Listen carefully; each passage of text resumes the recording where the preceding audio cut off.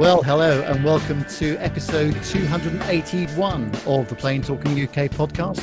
My name's Neville Bounds and a very warm welcome to all of you on this rather blustery evening here in the UK. Now it's over in Bungay, Matt. Is it the same over there? Well, I have to confess it's been a really rather pleasant day here. I mean, very much in stark contrast to what we were expecting.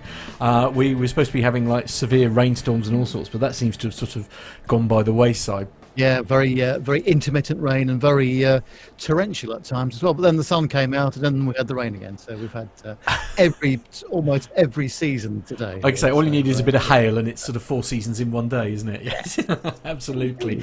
I don't suppose we're getting any of that, though, over across the pond, are we, Armando? How is it where you are? No, it's actually a beautiful day here in North Carolina. It's not too terribly hot and it's sunny skies and I don't know, probably about 85 degrees or so. Well, Nev, what have you been up to this week? Anything fun? Yes, well, it's the second week of my new job, so it's been rather hectic. And it's been really good, actually, really enjoying it. And lots of travelling up to the northwest of England as well. That was good. So glad it's Friday, though. It's been quite a full-on week, I must say. Yes, looking forward to the show tonight. How about yourself?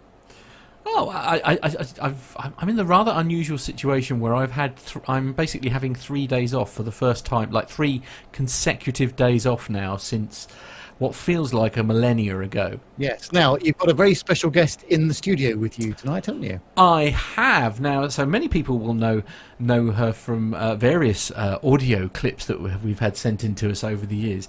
And I took a little trip out to sort of North Norfolk-y sort of area this afternoon, and I picked up the lovely Jenny in Rome. Hello, Jenny. Hello, and here I am, and taking Carlos's chair, so this is very exciting. So you're here just visiting family? Visiting family, back to Rome on Sunday night, as long as there are no more strikes. Ah, yes. Now you were telling us on the way in the car here actually that you came here by Ryanair, but you're actually not going home with Ryanair, and that was because you were concerned about the strikes. Yes, I thought if I could come over quite safely with Ryanair because they were voting on the strikes after I arrived. And then I'm going back with EasyJet, so just in case they were going to be striking. Right. So, that is forward thinking. That's what we like to hear. What have you been up to this week, Armando? Well, it's nice to be back on the show. Sorry I wasn't able to make it on the Saturday show last week, but it's been a lot of flying. I've been flying for Civil Air Patrol, been flying skydivers and flying in my local place and then working at the airport. And I think we were just talking about before the show started, I got some, sort of a pickup first officer in a King Air 350 where I got a chance to travel up and down the East Coast yesterday. So staying pretty busy with just random flying jobs. Wow, this is just like... I just love the fact that you can just jump into an aeroplane and just go for a fly. I mean, it's so alien to us here in the UK. But anyway, so it is just coming up to 11 minutes past 7 here in the UK. And are we ready for some civil aviation news? We certainly are. Let's off we go.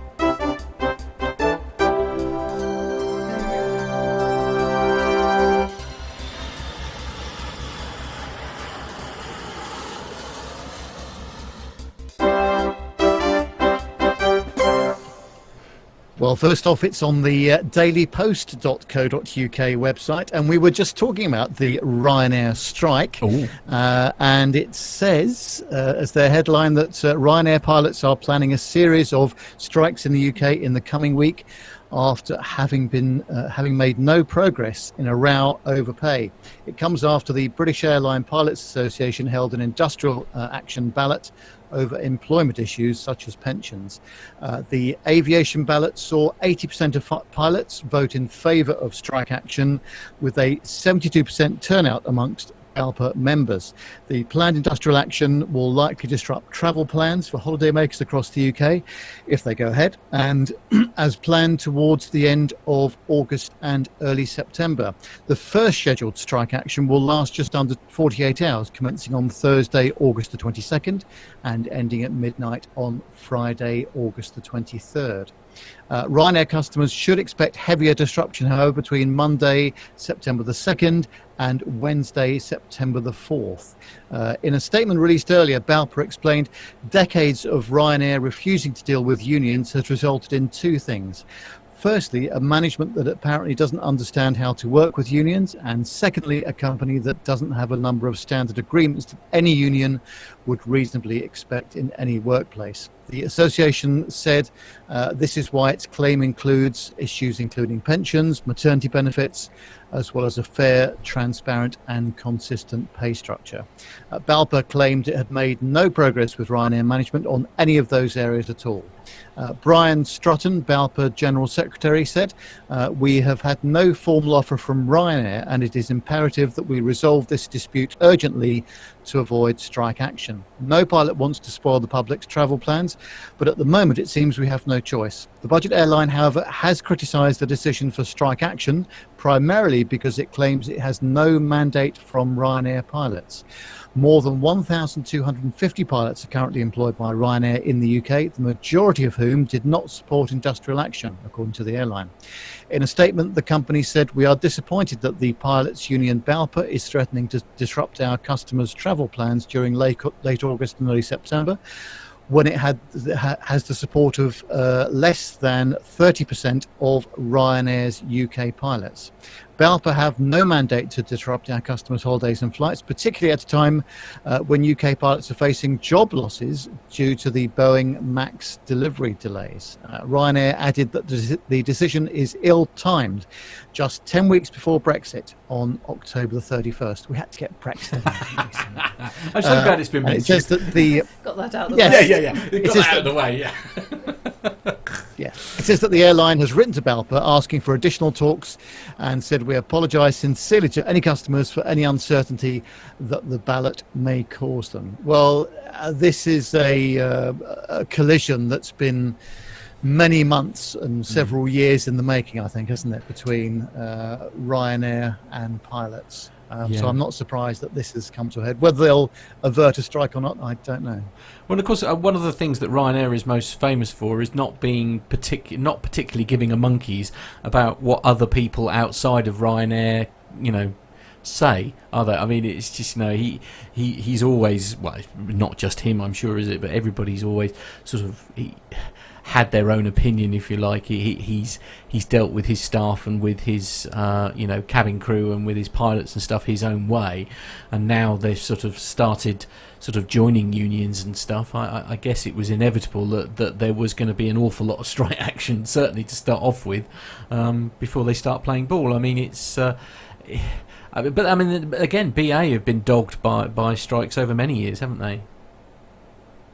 Indeed, and these situations occasionally have 11th hour resolutions. In fact, what happened at Heathrow earlier this week, they managed to avert the strike on Monday and Tuesday, as it turned out. But you never quite know, do you?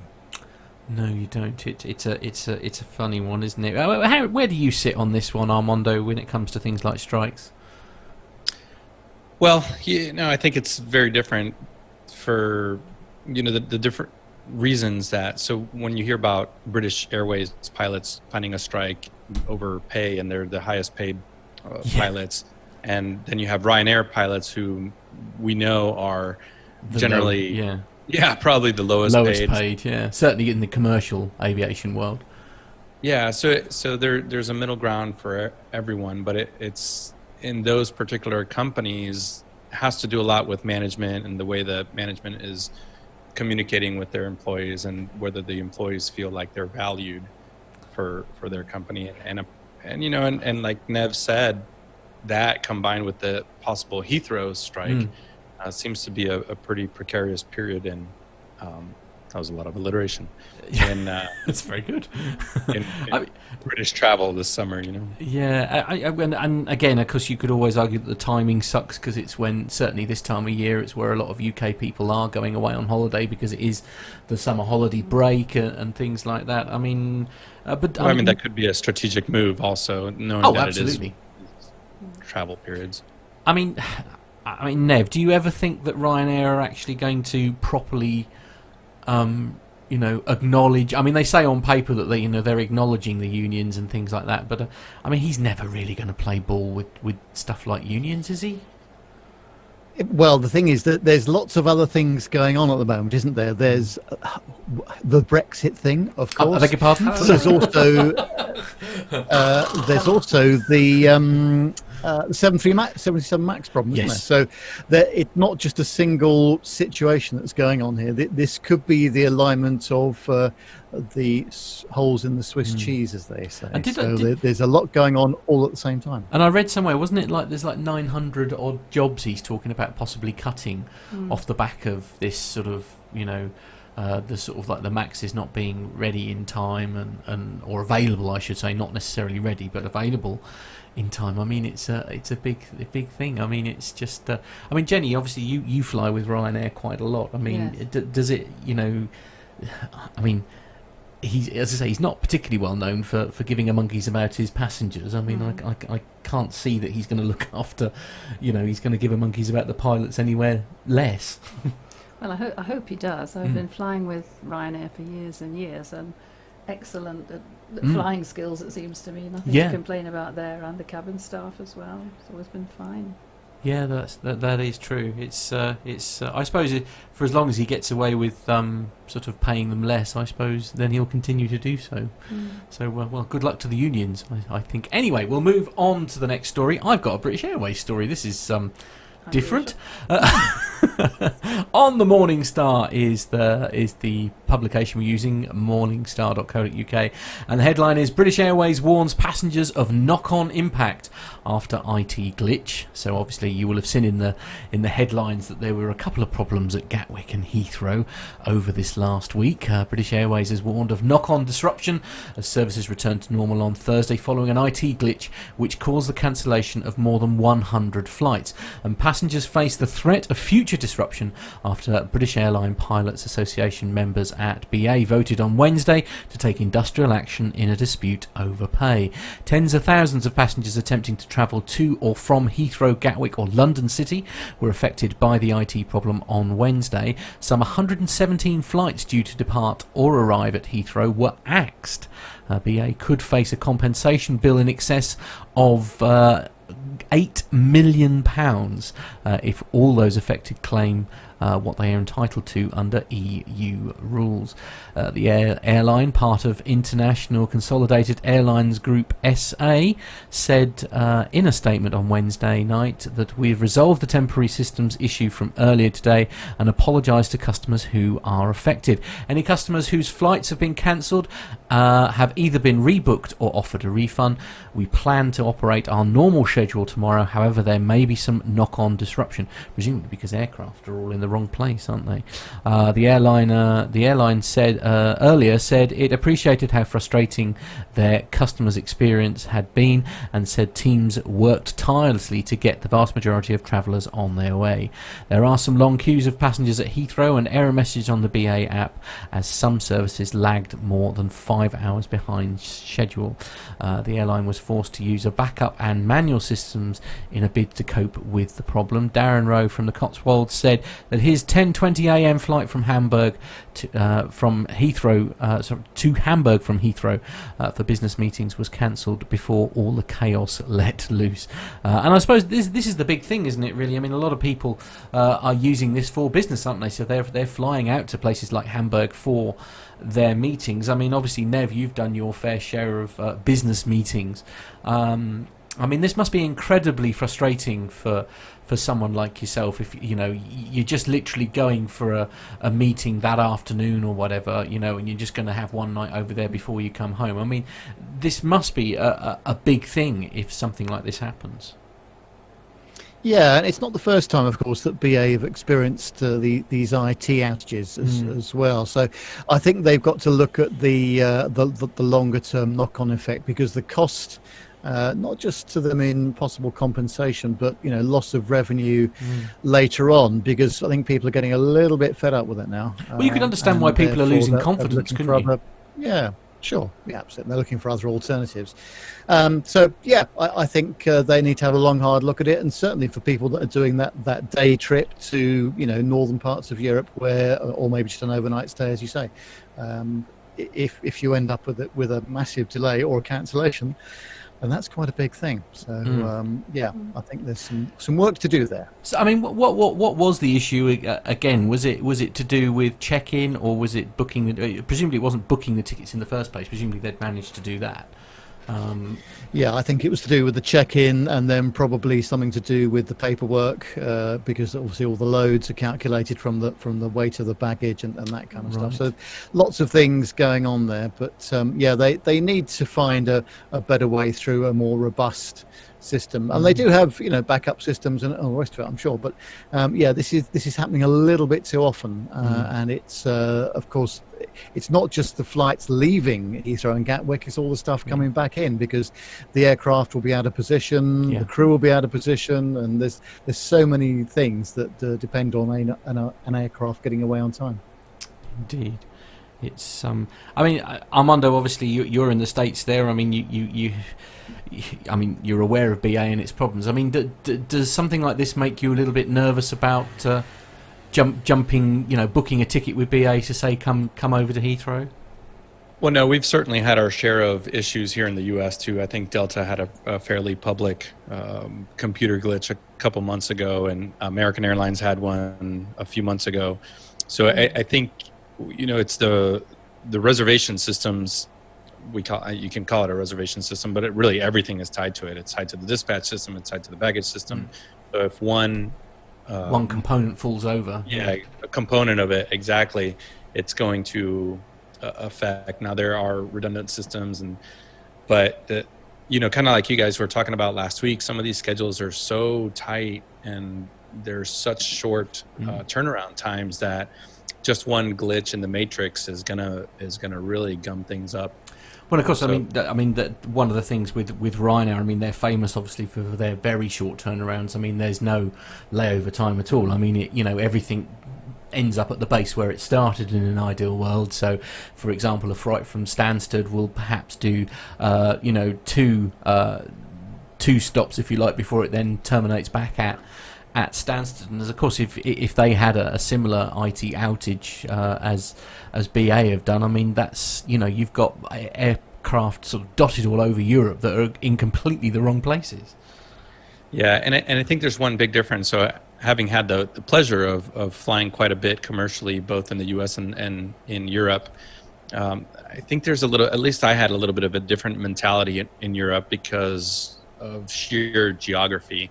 So there's so much more short legs travel in Europe for whether it's business, pleasure, that when you compare that to the distances, from Charlotte to New York is the same distance as London to, somewhere in Italy. Yeah.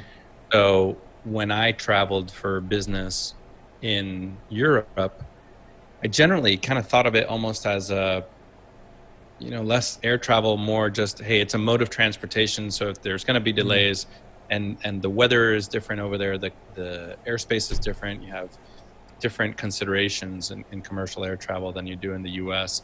So I always just kind of stayed flexible in Europe, and especially British weather and German weather, could really wreak havoc on some of these schedules. No, this is true. Now, Jenny, obviously you don't do a huge amount of flying, but obviously you're quite often commuting between Italy and here, obviously, to visit family.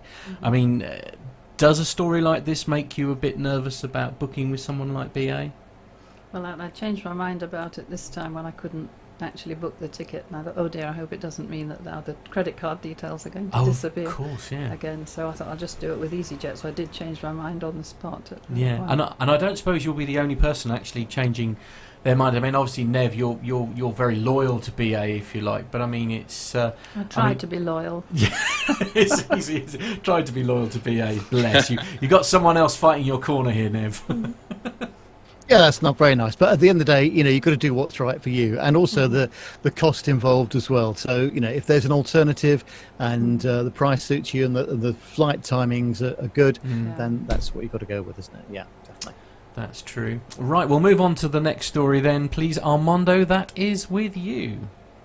Yeah, and actually, before I read this story, hello to Dr. Steph in the chat room. And I did fail to mention when we were talking about what we've done, I did get a chance to throw my lovely wife out of my airplane. I'm sorry, what? Yeah. That's not something you're supposed to do, Armando. I mean, that gets you into trouble usually.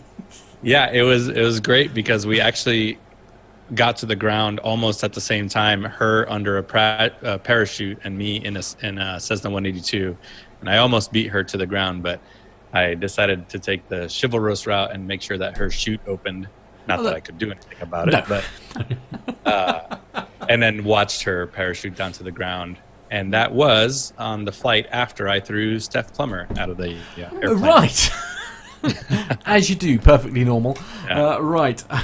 We had a great time last Sunday out at our local skydive place, and I got the chance to fly them both and chuck them out of the airplane.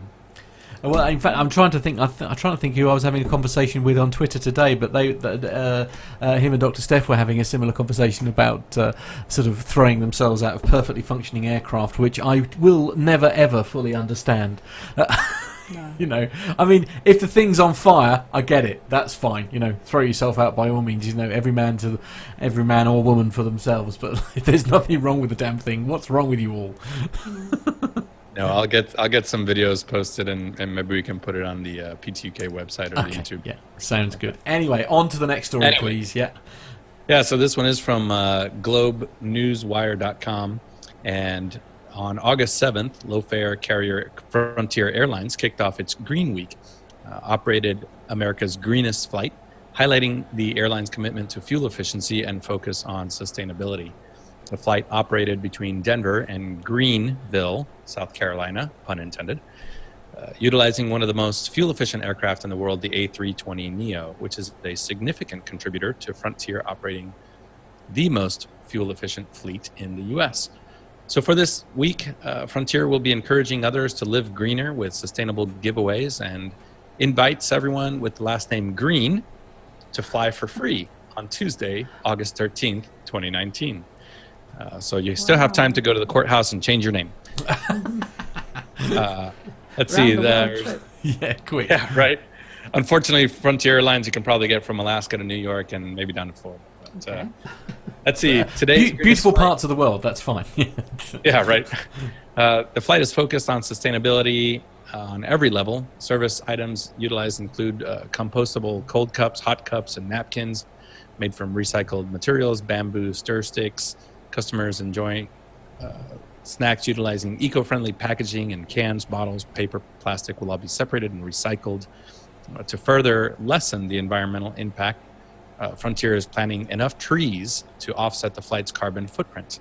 In addition, all passengers aboard America's greenest flight will receive green-inspired gifts to encourage them to think sustainably long after they have reached their final destination. So it goes on to talk about some of Frontier's sustainable efforts and green efforts, and it goes all the way back to 2013, where Frontier has led the way on some of these efforts. So good job to them. I mean, this sounds like a very odd question to ask, I suppose. I mean, obviously we're in a time where we're supposed to be try and think about the impact that we're having on the world. But I mean, is flying ever really something that can be, when you think about the amount of people who are being moved from one part of the planet to another on said things, I mean, are we I suppose, using 2 engines rather than 4? I get that, obviously, because you're not, burning more fuel. But I mean, are you ever really going to have what I call truly green flights? Well, you're talking about using that same logic is if you are able to reduce fuel consumption and carbon emissions by, call it 10% per aircraft because of so many aircraft flying in the skies. If you look at any map of the U.S. Airspace system, a real-time map, you'll see there's quite a few airplanes up there. So if each one of these airplanes is reducing emissions by 10%, then that's a pretty significant step from at least one industry. And so you're right, probably not the most, environmentally conscious way to travel, but as Micah says in the chat room, it is much greener than cars or buses or coaches. And absolutely. No, I get that. I mean, you think the average fuel consumption of your average coach, for example, I mean, the one that I drive is pretty good. I think that works out around about 13 miles to the gallon, something like that, which is not bad for a coach, actually. But I mean, there's a lot of talk about sort of going electric, obviously, which, I mean, obviously aeroplanes and stuff are a long way from being able to do that. But I'll give you an example. I mean, obviously they're saying, like, in the haulage industry, where you're talking about sort of, trying to make lorries and things use electricity rather than diesel and stuff. And the thing that sort of occurred to me, actually, is one of my colleagues was going up north, and there's a massive overnight lorry park on the A1. And one of the things that he was saying there is this particular site was able to hold 1,500 lorries as an overnight stop point. So, and it's a very popular place where lots of people went. Now, if you had say that, even if half of those lorries were using electricity to get from one point to another, can you imagine the infrastructure required to get enough ampage into all those vehicles to charge them up, to get them up on the road? And the reason why I mentioned that example is because presumably you have that same problem when it comes to things like aviation. I mean, there's a lot of aircraft in the world. I mean, short of them sort of maybe being able to sort of get enough power out of the sun, if you like, to keep their batteries topped up. I mean, this is a huge thing. I mean, I don't even know if hybrid would. Do you know, Nev? This is a bit of a long shot. Do you know much about, like, the hybrid vehicles and stuff? Like, and is that an option? Well, all I would say is that the jet engine has become incredibly reliable, and the more modern ones, certainly in the last 6 years or so, have been incredibly fuel efficient. And a quick stat for you. Oh, good. It does like goes back to 2017, but it says they reckon about 500,000 people are estimated to be up in the air at any given time. And if the average length of a flight is, say, 2 hours, that means that 6 million people fly somewhere every day, which is nearly 0.1% of the entire world's population. That is from a statistic from May 2017. But so imagine, how efficient this is of a good way of moving a lot of people long distances, and that's still going to take some beating. And I think that the jet engine, for all its environmental criticisms from time to time, there is nothing that beats that mode of propulsion at the moment, and nothing that will do it as efficiently. Let's be honest. This is the thing. Actually, an interesting thing Tony's just said in the chat room here. He was saying that the next step for trucks and coaches is to make them more aerodynamic to reduce fuel consumption. And I completely understand what he means by that, because I'm not going to lie, my massive greenhouse on wheels has the aerodynamic properties of a house brick. I mean, there is no, unlike the banana, the legend that is the Nev banana, which has all these sleek lines and all that kind of thing. It is essentially a big, it's a rectangle on wheels. And even the newer ones, you're right, they've got a couple of they have got some sort of alterations, if you like, to try and do something about them, but they are still essentially an oblong block moving along on six or eight wheels, depending on the configuration. Yeah, and I'll wrap sort of this story up with, I'm looking at Frontier Airlines history, and they started out 30 years ago with 737-200s and 300s, which were about as environmentally conscious as clubbing a baby seal on the head. That's an unusual analogy. Yes. Yeah, and they replaced those with A318s, 319s, and then just in 2013 they started replacing those, and now we're talking about the A320neo. So I guess you shouldn't not do anything. So if you can do something, then go ahead and do it, and sort of do your part. Yeah, agreed. A great point in the chat room here, actually. Neil Lamborn has said, maybe trucks with jet engines, it's the future. I like that. Yeah. I think that's the way forward. We actually saw one of those at Oshkosh. There was a truck with a jet engine, and it was racing a No. or something. That turns it into a hot rod, surely. I mean, it's just like... I mean, it was going 300 miles per hour. Yeah, wasn't hanging about. Right, Nev, do you want to take the next story then, please? Yes, this is on the independent.co.uk, and this is all about our data. And it says that an airline has defended its collection of customers' personal data as it admits to recording passengers when they are on board the aircraft. Cathay Pacific has updated its privacy policy to say that it will collect and process information such as use of our in-flight entertainment system and in-flight connectivity and images captured via CCTV and in our airport lounges and aircraft. The reason for the CCTV capture, according to the carrier, is for security purposes.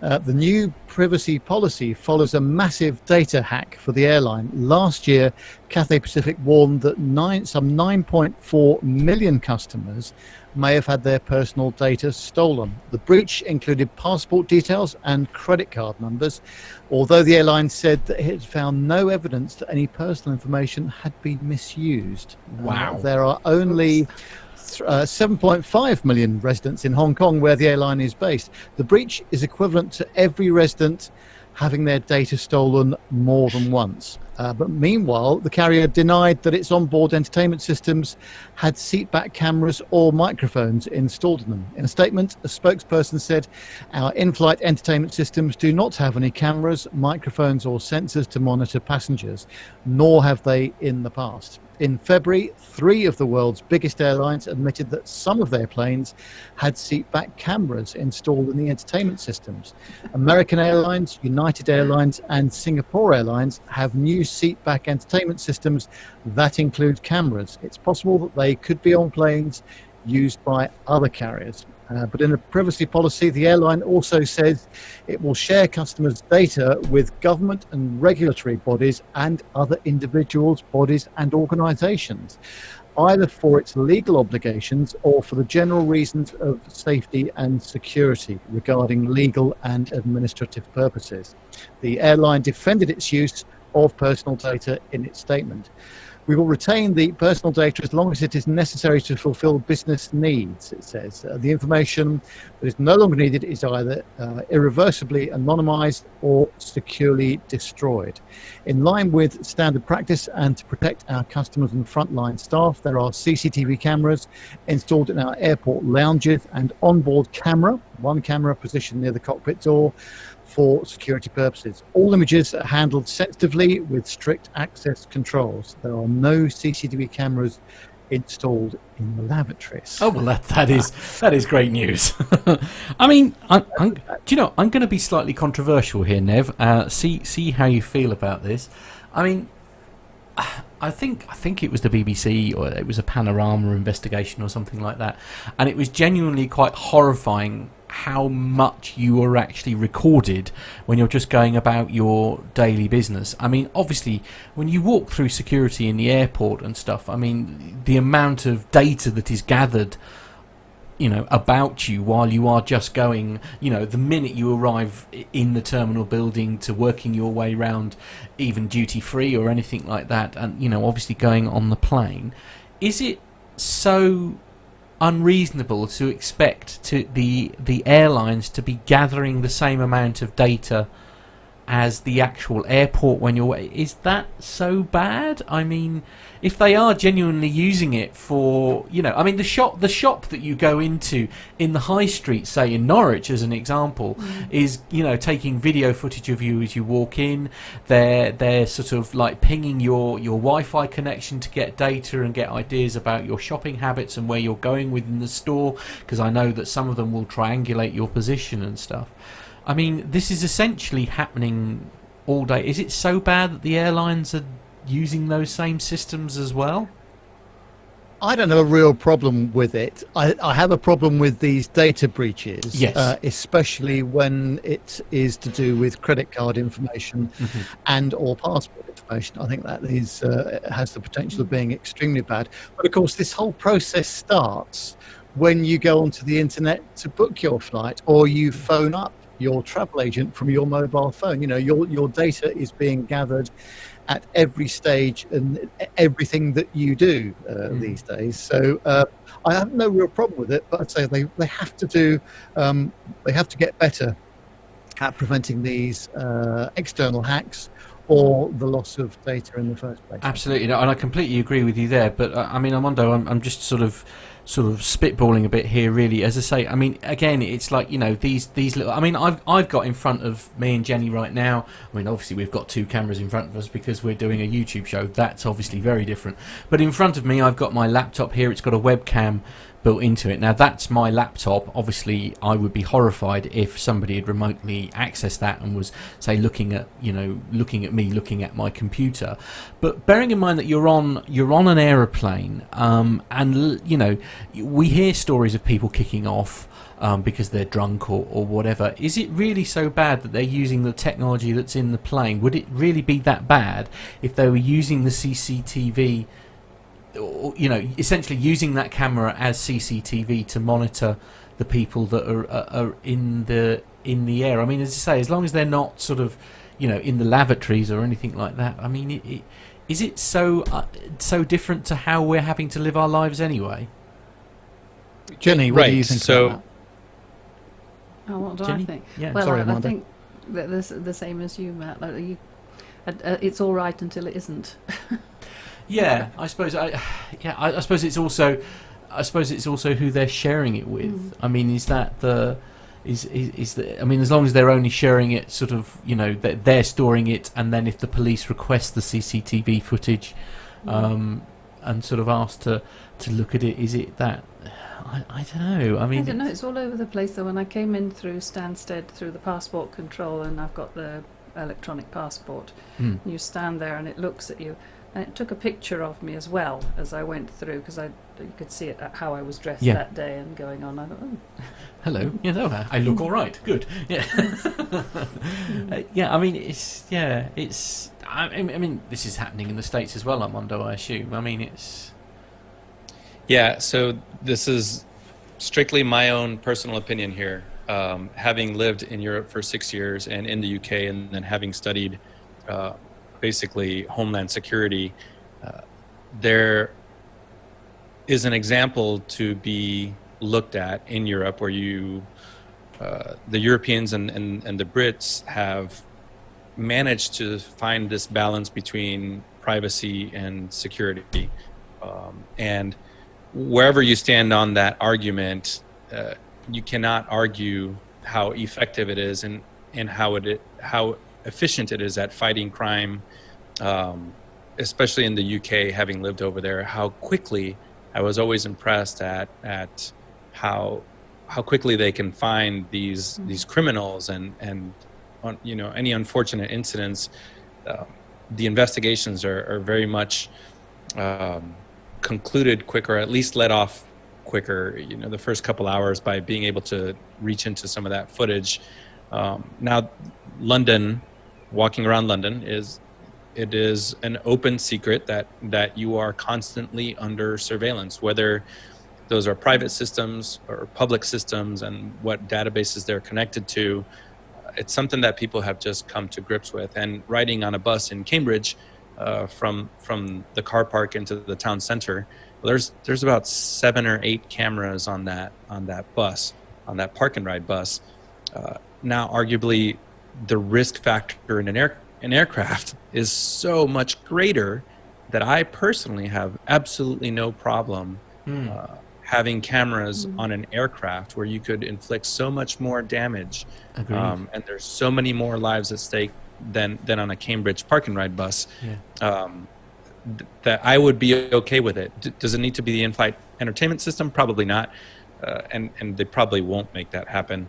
But if you do install cameras in the aircraft, I think it would help, at least in developing trends, maybe some behavioral algorithms where you can detect, and this is the way we're going.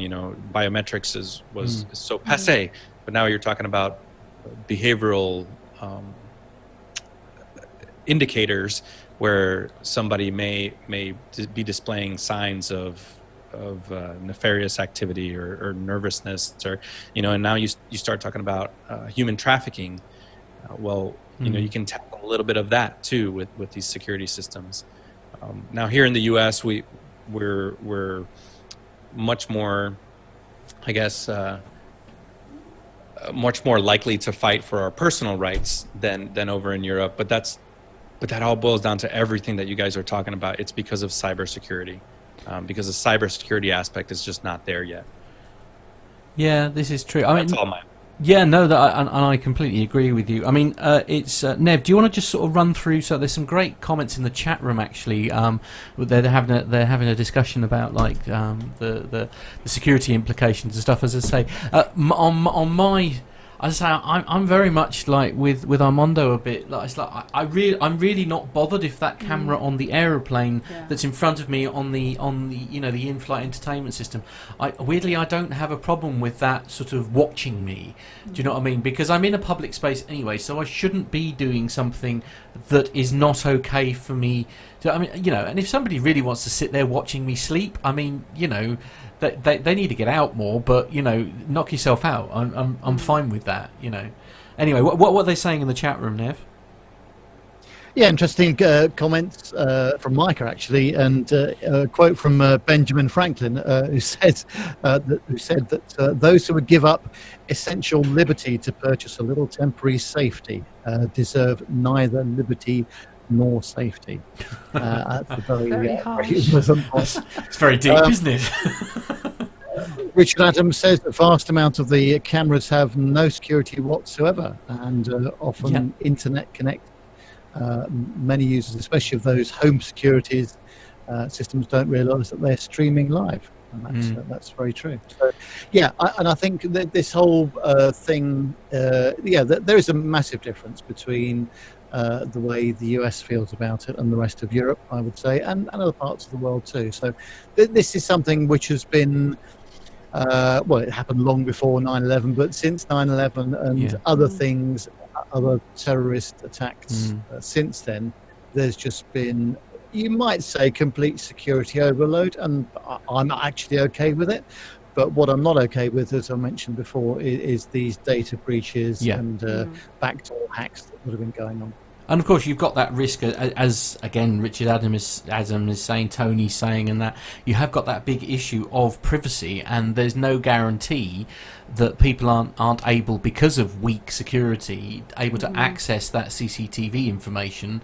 That I don't, as you say, I don't mind the airline having it, you don't mind the security services having access to it, but it wouldn't take somebody with half an ounce of computer skill to be able to hack most CCTV systems, let's be honest. I mean, apart from yours, Nev, obviously yours will be locked down, I'm sure. I'm going to check that after the show. Yes, absolutely. Anyway, we'll move on to the next story. This is on Wired.com, and the headline is a Boeing code leak. We're talking about security here. A Boeing code leak exposes security flaws deep in a 787's guts, which is a slightly worrying story.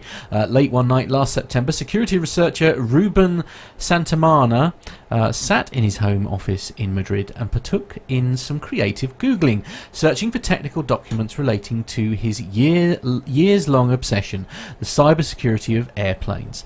He was surprised to discover a fully unprotected server on Boeing's network, seemingly full of code designed to run the company's giant 737 and 787 passenger jets, left publicly accessible and open to anyone who found it. So he downloaded everything he could see. Now, clearly a year later, this gentleman claims that leaked code has led him to something unprecedented: security flaws in one of the 787 Dreamliner's components deep in the plane's multi-tiered network. He suggests that for a hacker, exploiting those bugs could represent one step in a multi-stage attack that starts in the plane's in-flight entertainment system and extends to highly protected safety-critical systems like flight controls and sensors. Boeing flatly denies that such an attack is possible, and it rejects his claim of having discovered a potential path to pull it off. Santamana himself admits that he doesn't have a full enough picture of the aircraft or access to a $250 million jet to confirm his claims, but he and other avionics cybersecurity researchers who have reviewed his findings argue that while a full-on cyber attack on a plane's most sensitive systems remains far from a material threat, the flaws uncovered in the 787's code nonetheless represent a troubling lack of attention to cybersecurity from Boeing. They also say that the company's responses have not been altogether reassuring, given the critical importance of keeping commercial airplanes safe from hackers. At the Black Hut Security Conference today in Las Vegas, Santamana, a researcher for security firm IO Active, plans to present his findings, including the details of multiple serious security flaws in the code for a component of the 787 known as Crew Information Service / Maintenance System.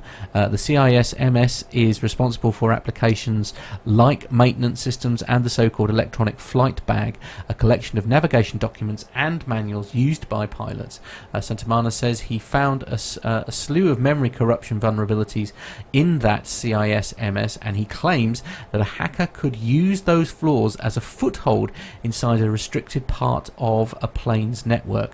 An attacker could potentially pivot, Santamana says, with the in-flight entertainment system to the CIS-MS to send commands to far more sensitive components that control the plane's safety-critical systems, including its engine, brakes and sensors.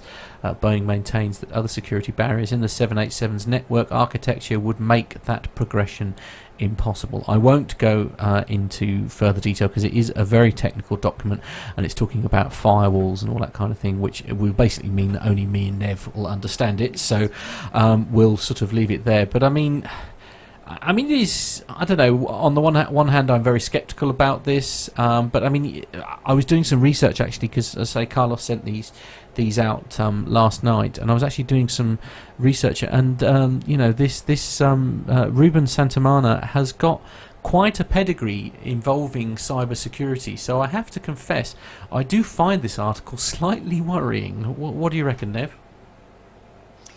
Well, as a mere amateur looking in from the outside here, I think it's very difficult to work out what the real story is. Obviously, the manufacturers will say one thing, and other people looking at security issues will look at something else. I don't actually know, to be perfectly honest with you, and I think no one really does know. But clearly, as we have more and more connected things, so whether it's Wi-Fi on your plane or whatever it is, you know, you've always got to be on the lookout for anything which external can give a problem. So I think, you know, they will have thought about all this right at the beginning of the whole thing. So I personally think that, you know, Boeing know what they're doing with these kind of things. But it's always interesting to read the other side of the coin, isn't it? Yeah, and of course, I mean, the article sort of rather indicates that somebody could, it's sort of indicating that maybe somebody could take control of the aircraft while it's in the air. In reality, I mean, I wouldn't imagine. I don't know. I mean, I suppose you could put a virus into it or something. But at the end of the day, that's why you've got a pilot in there. I mean, he's going to know surely if the plane is sort of not following the course that he was expecting or something like that. I mean, I don't know. Perhaps it's just everybody's got it in for Boeing a bit, I think, at the moment, haven't they?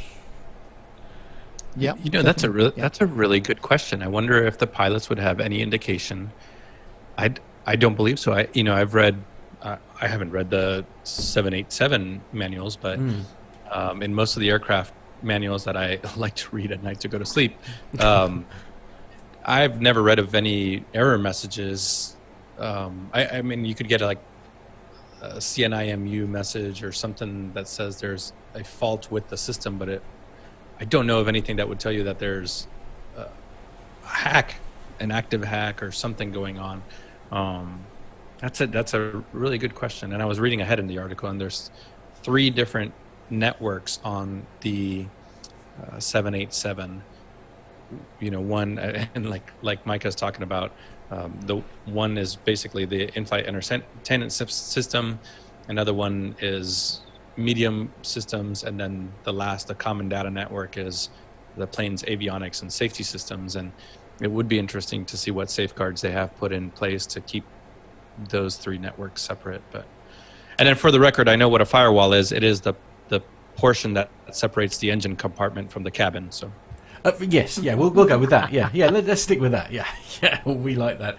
I mean, Jenny, does something like this make you feel a bit nervous as a passenger, or does it not even sort of bother you? Well, since I don't understand all the technical stuff, not really, because I mean, who's going to take advantage of it? Not many people in the world are actually going to be bad enough. And they're certainly not going to have the skills. And probably statistically speaking, not on the flight that I'm on. So I'm not going to worry about it.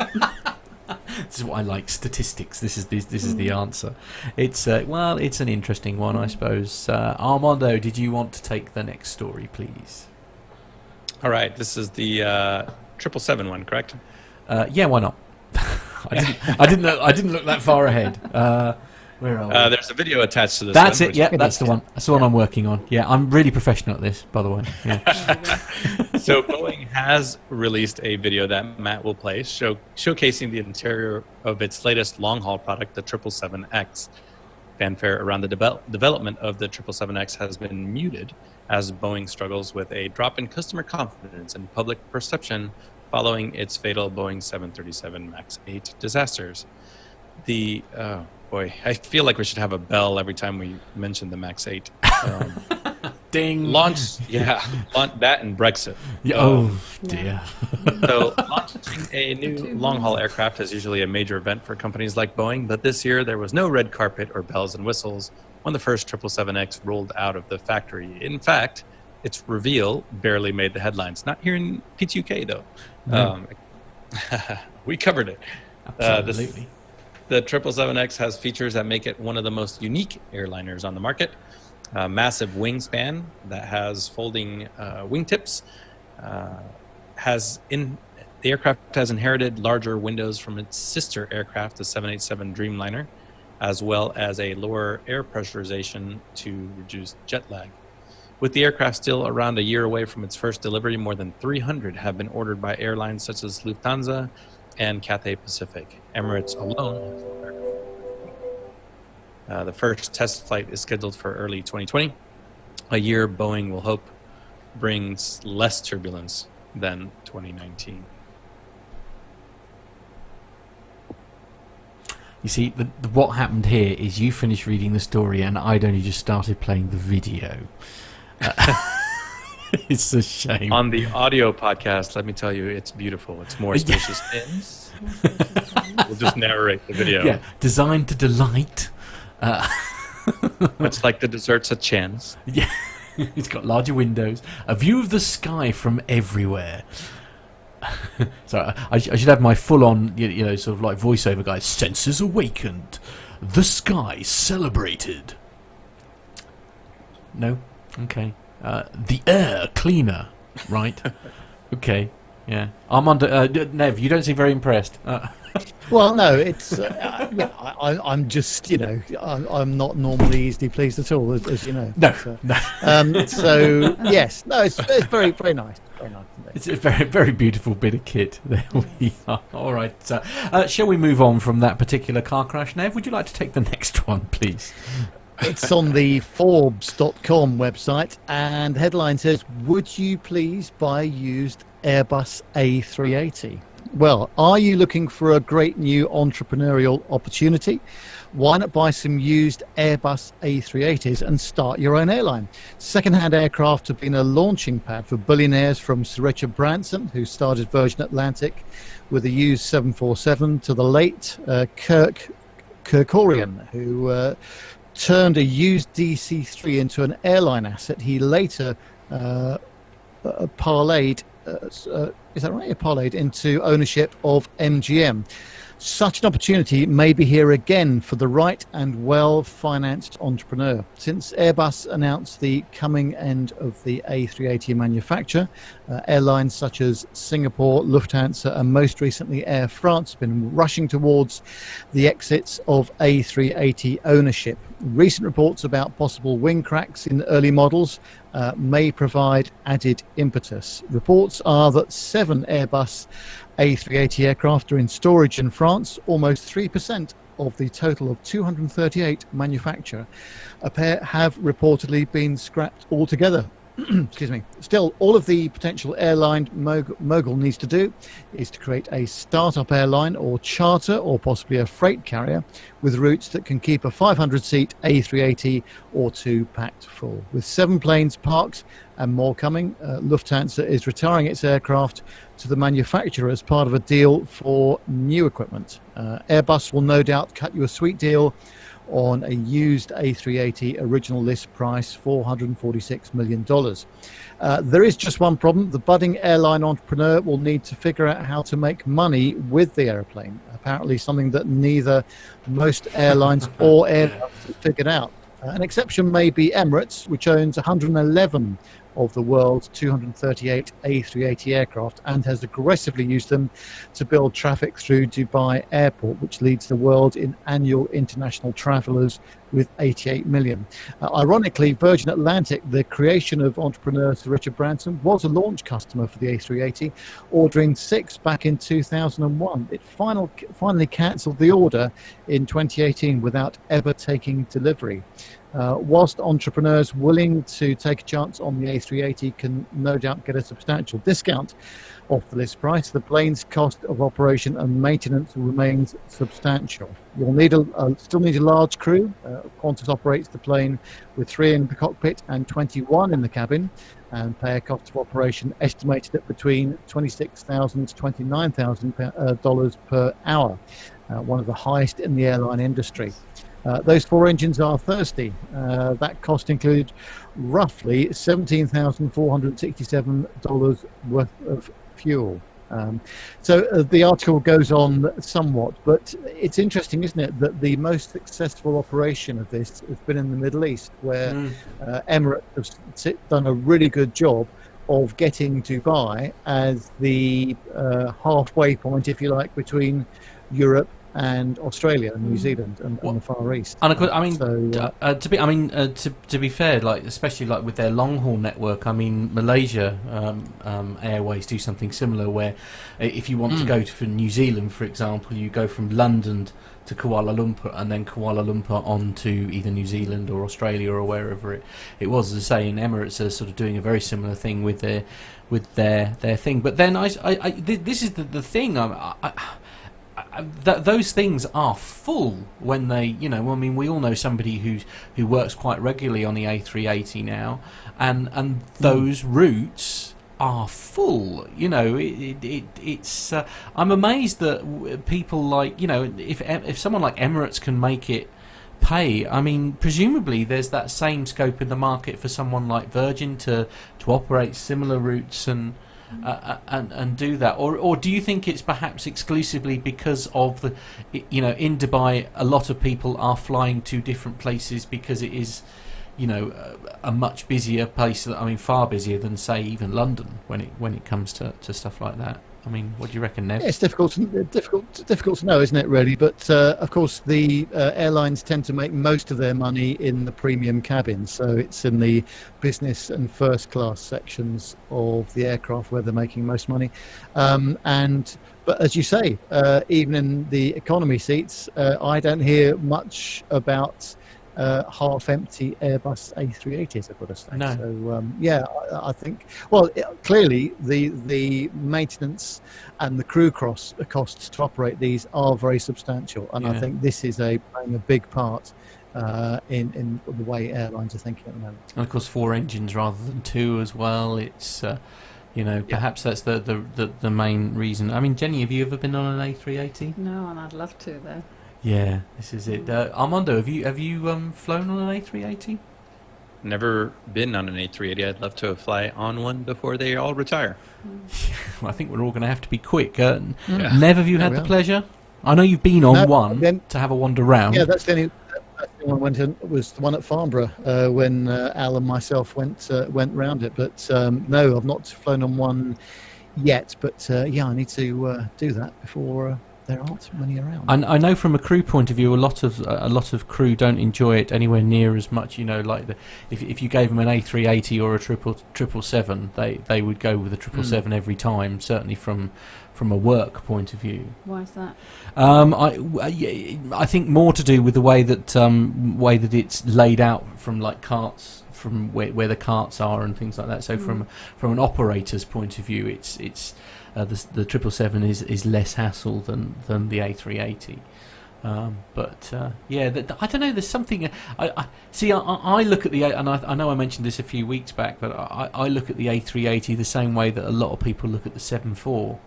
Now, you know, I look at it and have that same sort of weird sort of love, and I hope that, you know, that it has a life as a cargo carrier.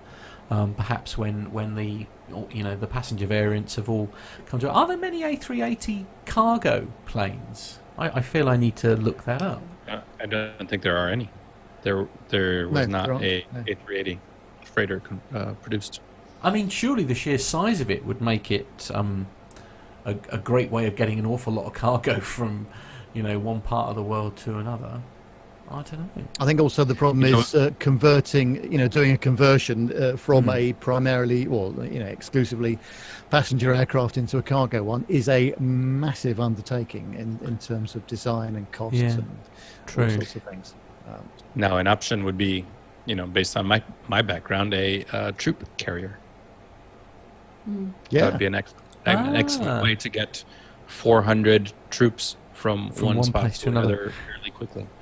Yeah, no, that is a good point. That's a good point. Anyway, we'll move on to the next story. This is on simpleflying.com, and the headline is Vietnam Airlines set to retire the final Airbus A330.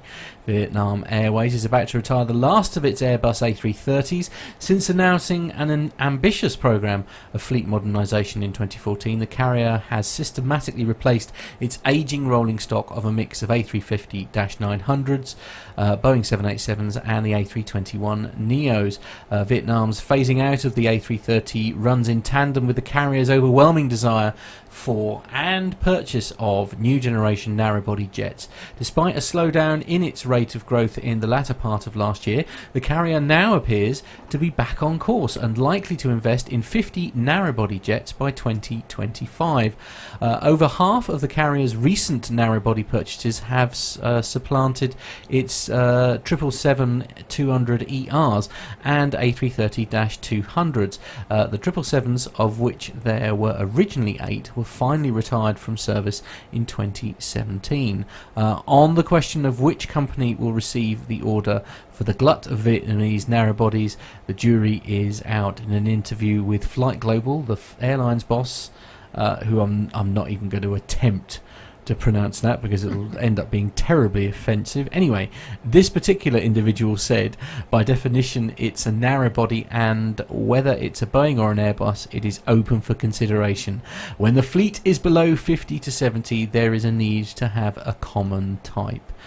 Fleet replacement. According to Kappa, Vietnam's 63-year-old carrier currently operates 3 A330-200s, 12 A350-900s, 3 ATR-72-500s and 11 787-9s. Specifically, the company's narrow-body fleet comprises of 54 A321-200s and 11 A321neos. The A321-200s are on average 8.3 years old. Industry insiders suggest the government-owned airline will choose either the A320neo or the 737 MAX if/when it's recertified. Oh, there we are. Sorry, Armando.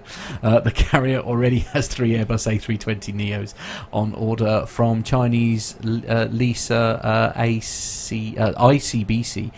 These are expected to be delivered in the early part of 2020. For CEO Tran, leasing remains on the table due to a backlog of orders at both manufacturers. It says ambition. So the new narrow bodies will allow the airline to concentrate its efforts on the lucrative Northeast Asian markets of South Korea and Japan, regardless of the problems with the MAX and the pitch instability of the A321neo. The carrier hopes to accelerate its expansion into North Asia by the end of this year. Wright Kappa CEO Than says he still expects to receive his entire order of the 20 A321neos by the end of 2019. This will run in tandem with the phasing out of the current engine option version of the type. Meanwhile, the advent of Boeing's mid-size 787-10 and its use on long-haul routes will allow the carrier to open a new secondary route using its narrow-body manifest. By doing it, it can maximise its short and long-haul activities in the blossoming Vietnamese aviation industry. Well, there we are. That's an interesting one. So I don't know. It's I have to say, given all the trouble that's going on at the moment, you can't help but feel that maybe they're going to choose Airbus over Boeing at the moment. Yeah, could happen, couldn't it? And obviously they're looking for flexibility by using narrow body fleet as well. So yeah, be interesting to see what they end up with. I love that in that article, the ATR 72 was squished between the A350 and the 787, and then they talked about its narrow body fleet. Yeah, as you do. Yes. I see what you did there. It's go on then. We're going to have to ask the question now. Jenny, Airbus or Boeing? Well, I like both of them, to be honest. That's such. I do. I I might wait for a while before getting on a Max. On a Max, yeah. There is that. I mean, come on, Nev. You must have a preference, surely. Yeah, I'm the same as Jenny, actually. I like the Boeing 787, for example, but I'm hoping that Carlos and I will be on the A350 in November, right, when we go to the Dubai Air Show. So that'll be the real sort of test to see which one is better. But yeah, I like the Airbus for all the short haul flying that I do. Yeah. But yeah, I'm impressed with the Dreamliner on the long haul sectors. Certainly, yeah. Yeah. Armando? Given those two choices, I am a fan of Boeing. Oh, see, and weirdly, I'm an Airbus fan. Right. But then I know it's a bit of a running joke, but I do have, I've been on Boeing a couple of times, and in both, it was the 7.5 and the 7.6. Neither of them were particularly fantastic. I know, admittedly, they're older examples of what's in their fleet. So yeah, no, I'm definitely. I love the A320. I think it's a fantastic aircraft, and because it depends on the configuration inside. But even for a big guy like me, and I mean, it was EasyJet that I was flying with, and I was surprised that even a big guy like me, how much room I had as a sort of cattle class passenger.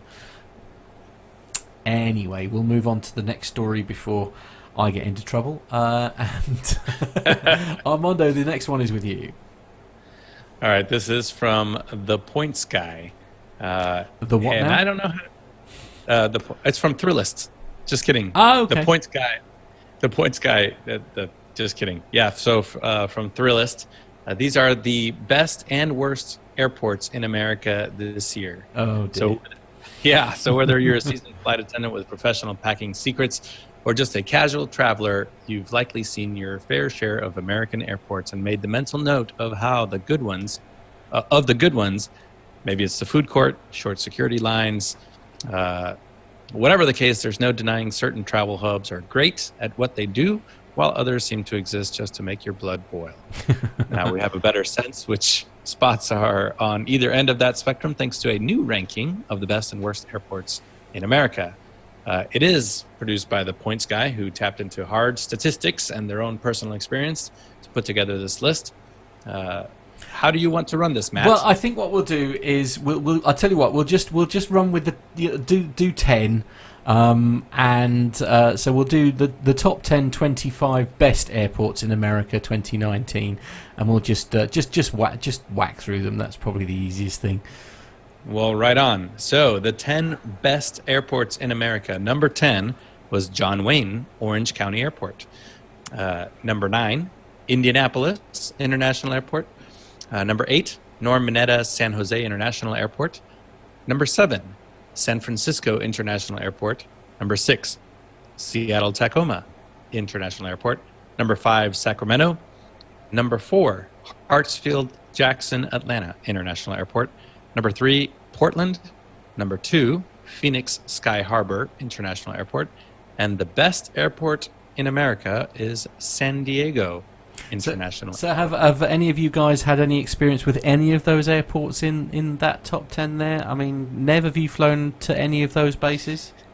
Let me have a look. Yes, San Francisco I have. And I think I'll be going to Portland, Oregon at some point in the next few months. So I will have a try of that one and see how that goes. I mean, how did San Francisco from memory sort of rate with you? I mean, is it worthy of being in said list?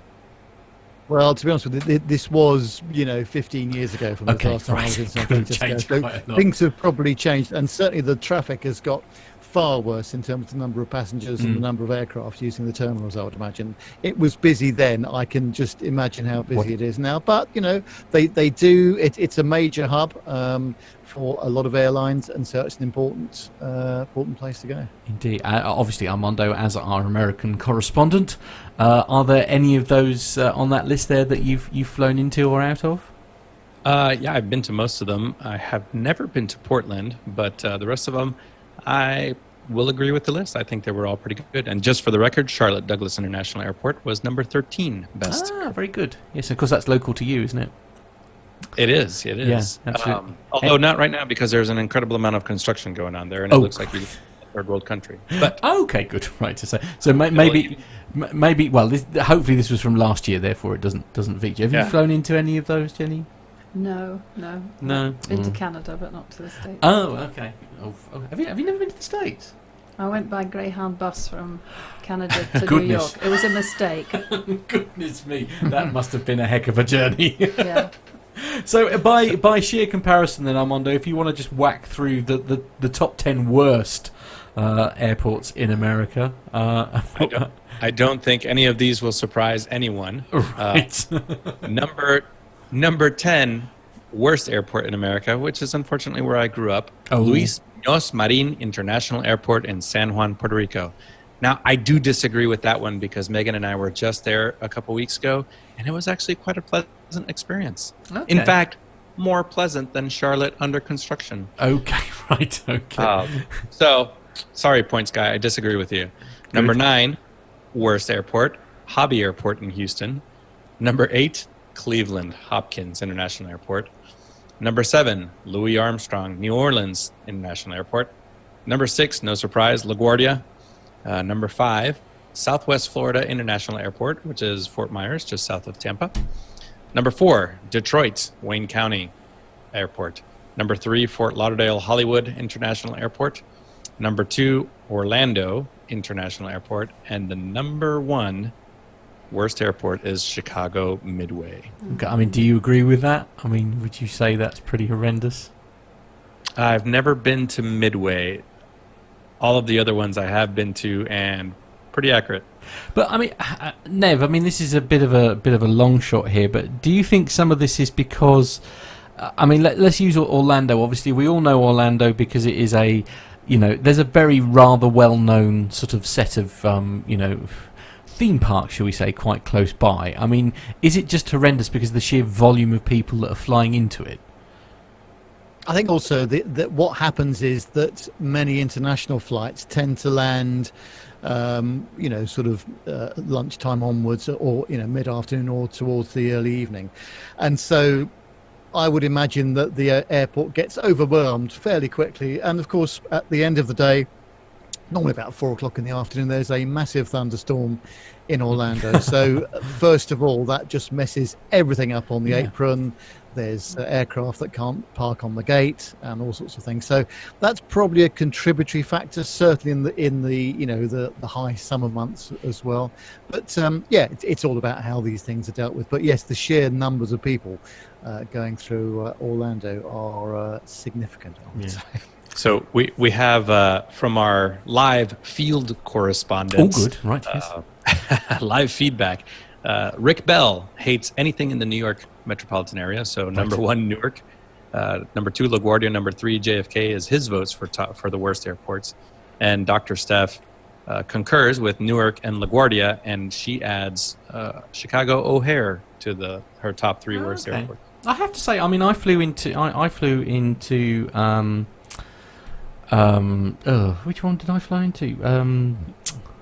My brain's gone. Sorry. You went into Newark? That's right. Yes, that's that. Yeah, because it wasn't JFK. It was yes. So it was. I went into Newark, and I have to say, my experience at Newark was very pleasant. It was sort of straight in, straight out. We were out. I mean, we were through security and out. I mean, from the time that our plane landed to being outside and waiting for our shuttle bus was 45 minutes, which I didn't think was too bad going at all. But yeah, all right. Let's throw this out the other way. We'll start with Nev. Where is the worst airport that you have ever flown into? What, US or anywhere? Anywhere in the world. Let's just throw it out there to worst location you've ever flown into. I mean, it might be the country as well that makes it unpleasant. I don't know. Luton. Oh dear. That's fair enough. It's just dire, and I can't stand it. In fact, I can barely stand to drive there to drop anybody off, even if I'm not flying anywhere. It's just not my kind of place, I'm afraid. I mean, so yeah. I would just say, in its defence, they have spent an awful lot of money in doing it up, and I have to say, when I went there not that long ago, as you say, to drop somebody off, I must admit, admittedly, I didn't fly through the airport. It looked a lot better from the outside. Than it used to. Jenny, what's the worst airport that you've ever flown into? Well, Luton is pretty bad. Oh, but the worst one was actually down in Cornwall in the southwest of England, Newquay Airport, which is just a hut, basically. Yes, okay, now I'll give you that. Yes, I think there was only Norwich that used to fly in there, I think, wasn't it, for a while? Go on, right now. This should be interesting now. Obviously, Armando, you've been to an awful lot of airports in your time. Obviously, we're sticking with commercial, not military. I mean, because military is obviously just, essentially a piece of grass that you can land your plane on. But, I mean, it's... I am never one to badmouth any airport, but certainly the two most challenging that came right to mind was Nairobi. The Nairobi airport was very interesting. And then Ecuador, Quito, Ecuador, the commercial airport there. It was... interesting, let's say that. I mean, what, just because of the way you were treated, or just the layout of the airport, it's just chaos. Right. It's just as soon as the airplane door opens in both of those locations, and the humidity and the heat hits you, and the mosquitoes fly in. Yeah. Wow, you're really selling it. Yeah. Won't be going there. No. Okay. All right. Well, I'll tell you what. Go for an adventure. We'll get the chat room to chip in, whichever what the people in the chat room think is their worst airport. We'll come back to that towards the end of this particular segment. But in the meantime, Nev, I think we should move on to the next story, if that's all right. Yes, now this is a subject which we touch on every few months, but it's gone a bit quiet recently. But no, it's back in the news again. It's on the BBC website, and it says that laser shone on planes landing at Glasgow Airport. Pilots landing aircraft at Glasgow were forced to take evasive action in the cockpit to protect their vision after they were deliberately targeted by someone shining a laser. Police said 5 planes were targeted on Monday and Tuesday between 10 o'clock and 11:30 at night. They believe that the laser was shone within Knightswood Park in the northwest of the city. Police have appealed for anyone with information to contact them. Sergeant Nigel MacDonald said to shine a light at an aircraft is incredibly dangerous, and whoever is responsible has shown a total disregard for safety. The consequences of this type of action could be catastrophic. We know that the light came from the area of Knightswood Park and therefore would appeal for anyone who may have seen anyone with a laser light in that area at that time to get in touch with us. A Glasgow Airport spokesman said that incidents such as these are not only extremely dangerous and incredibly reckless, they are also criminal acts. We would urge anyone who witnesses a laser being shot at an aircraft to contact Police Scotland immediately. So, yes, it's just a question of time before this story comes back, isn't it? Every time. I do not know what the answer is. Yeah, I don't know what the answer is, though. I really don't. They've it's so difficult to catch these folks. Isn't it? I mean, I suppose it's going to be a bit annoying if pilots have to wear special glasses just because they're coming into land. But I mean, maybe something in the same way that you can filter out certain, polarization and things like that. I mean, is there a filter that you can put on that would minimise the impact, but that you could wear that wouldn't impact your ability to do your job? I suppose, I don't know. I mean, or people could just stop being morons, of course. Yeah. Yes. Unfortunately, even the development costs for something as simple as a film that you could apply to the aircraft windscreens, it'd be so incredibly expensive. I know in the military we had some special goggles and glasses that we would wear in different situations, and they were terribly uncomfortable and so expensive that there's no way an airline is gonna buy special goggles for their pilots. No, actually, Mike has just said in the chat room here, he's saying that there are new windows being designed for this. We had a guest on the Airplane Geeks talk about it a couple of years ago, which is interesting. So perhaps that's the route they're going through. I mean, Lane Street says obviously the answer is, of course, pilotless aeroplanes. Richard Bell saying, "Is it? You might understand this better. What does that say there, Armando?" Yeah, I think it's ALIPS is I think Aircrew Laser Eye Protection System. Oh, okay. So there is. That was they came in this very hefty case, and we had to protect them. And if you dropped them, you had to report it. Right. Lost them, it's even worse. But there you go. I think Rick Bell is talking about what Micah's talking about. Yes, probably PPGs. A Windows solution is more. It sort of makes sense, doesn't it? Yes. Okay. So we'll move on to the next story. This is on the people.com website, and the headline, according to this, is about my privacy. That's good. Anyway, there we go. So, contrary to popular belief on the people.com website, a backless plane seat to save space, budget airline speaks out after troubling photo goes viral. Now, I'm sure most of us saw this particular picture of an EasyJet flight where there appeared to be no backs on their seat. EasyJet Airlines had to answer some unusual questions on Tuesday after a photo of a woman sitting in a backless seat on one of their flights went viral on social media. The photo, shared by a Twitter user who claimed it was taken by his partner, showed the woman seated near the aisle with the entire seat back missing. Yes, there's an interesting picture here which I will try and pop up in a moment. However, it seems that EasyJet was just as surprised to see a backless seat on one of their flights. They responded to the user on Twitter asking him to remove the photograph and messaged them directly about the incident. "Hi Matthew, thanks for bringing this to our attention. Before we can investigate this, could we ask you to remove the photograph and then DM us more info regarding this so that we can best assist you," Ross, the airline's Twitter wrote, presumably taken down because they didn't want anyone else to see it. The user refused to take down the photo, holding the airline accountable. One has to wonder how safe the rest of the plane was. This was her seat, the user added. The lady was moved to a spare seat once the flight was fully boarded. Not sure that would have happened if the flight was full. My partner took the photo. In a tweet response, the airline sent the user a statement in which they explained that if the flight had been full, 2 passengers would have been offered an alternative flight as they would not have been permitted to travel in these seats. The airline later issued another statement further explaining that the woman was not permitted to sit in the backless seat as it was a broken one waiting to be repaired. No passengers were permitted to sit in these seats as they were inoperative awaiting repair. The statement said safety is our highest priority and EasyJet operates its fleet of aircraft in strict compliance with all safety guidelines. Now, I must admit, I do find this a very odd story for many reasons. I'm sorry that I keep having to use my day job as an example here.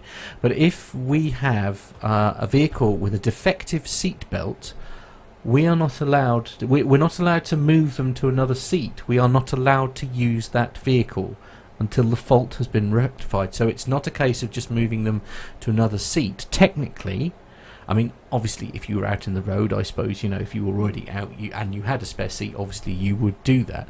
But technically, if a faulty seatbelt would mean a defect on a vehicle, in regards to whatever that is, it has to be rectified before it goes out on the road.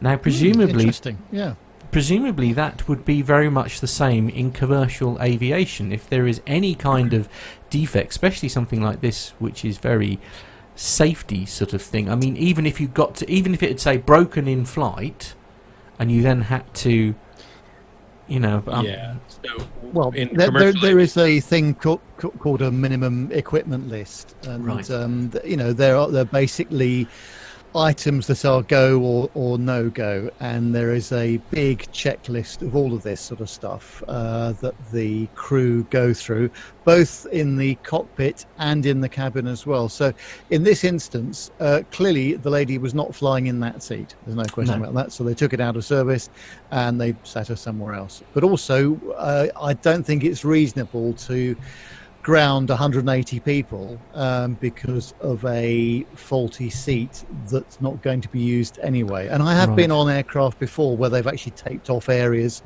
2 or 3 seats that weren't working correctly. Actually, yes, that's true. I've seen that myself. Yeah, on the 757 when we went out to the States, and there was a row of seats that had been taped off.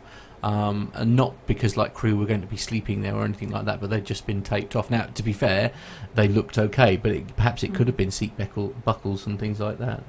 Have you ever come across anything like that, Jenny? I haven't. I mean, 2 points really. I don't want to be facetious, but I mean, what happened to the backs of those seats? Therein lies an interesting question. Yes. And number 2, what about the people sitting in the row behind? Could that be a safety issue for them if there was an emergency landing and they had to brace with nothing in front of them? Yeah, you've got nothing in front of you to brace. Yeah, that's a good point, because there are people sitting in the row behind, as you can. If I pop that photo up again there, if my memory serves, the brace is to put your arms crossed and on the seat in front of you. Is that correct?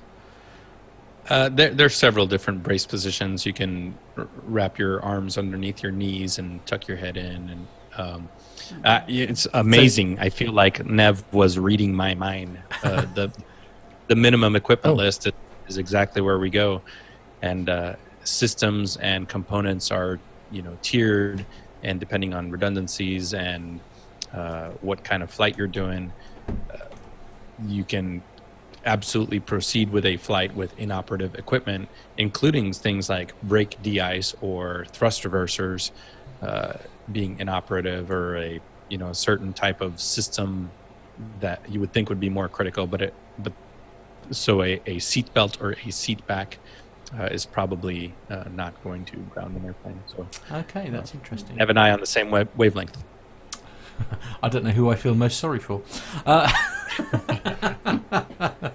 Okay, Armando, as you're in the chair, perhaps you'd be good enough to take the last story, please.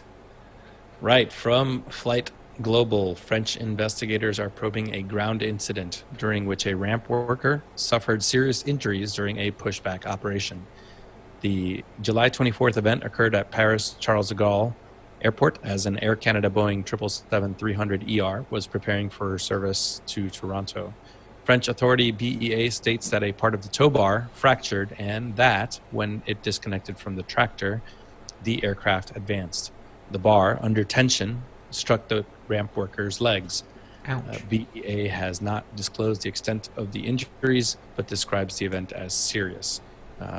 BEA says the aircraft involved was Charlie Foxtrot November Quebec, which Cirium's fleet analyzer lists as a 2013 airframe. So this has nothing to do with the airframe; it has to do with the tow bar. Yeah. So. Yeah, I mean, that's certainly going to hurt.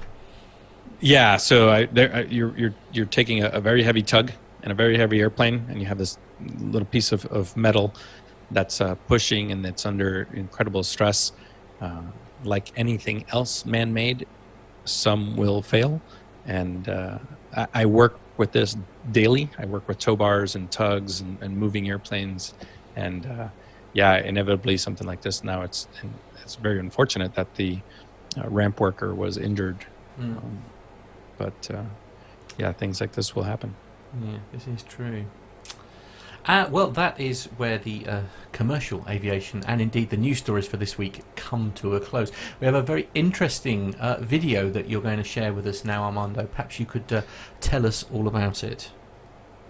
Yeah, so this was up in Oshkosh, and we mentioned it before that we were going to do an interview with Tammy Jo Shults, who was the captain of Southwest Airlines 1380. If you guys don't remember, that was a 737-700 that experienced an uncontained engine failure just departing New York's LaGuardia Airport. They were going to Dallas Love Field, and the debris from the aircraft, or from the engine failure, damaged the fuselage and depressurized the aircraft and damaged the window. The crew had to conduct an emergency descent, and there was one fatality from that incident where the passenger sitting near the window was fatally injured. There were 8 other passengers that received minor injuries.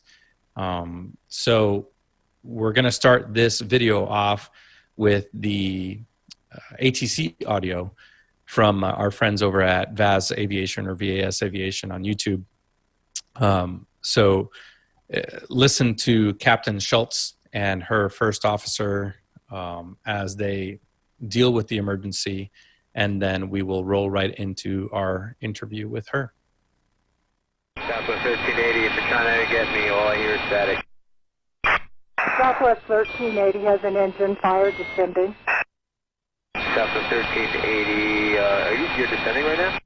Yes, sir, we're single engine descending, have a fire number 1. Alright, Southwest 1380, okay, where would you like to go to? What airport? Give us a vector for your closest. Okay. Philadelphia. We're just flying 250. Okay, heading 250. We're looking at Philly. That's Southwest 1380, roger, and stand by. Southwest 1380 to the Philadelphia airport, direct. Direct Philadelphia, direct Southwest 1480. Southwest 1380, do you have traffic just below you? Say again for Southwest 1380. Southwest 1380, New York. Southwest 1380, go ahead. Okay, Southwest 1380, understand, so there's a fire, you're a single engine for the fire? Actually, we're no fire now, but we are single engine. Okay, you are single engine now. Okay, so the facility, I guess it's, can you maintain 11,000? Yes, sir. Okay, so 1380 instead of maintaining 11,000. Okay, down to 11,000. Southwest 1380, just so I can understand, you said that you are still single engine, and what else? Okay, Southwest 1380, we're single engine. That's it. Okay, single engine. Maintain 11,000. Do you need anything standing by on the truck? Yes, if you would, have them roll the trucks. It's on the engine number 1, captain's side. Okay, thank you. Southwest 1380, contact New York Center 135.45. 3545, good day.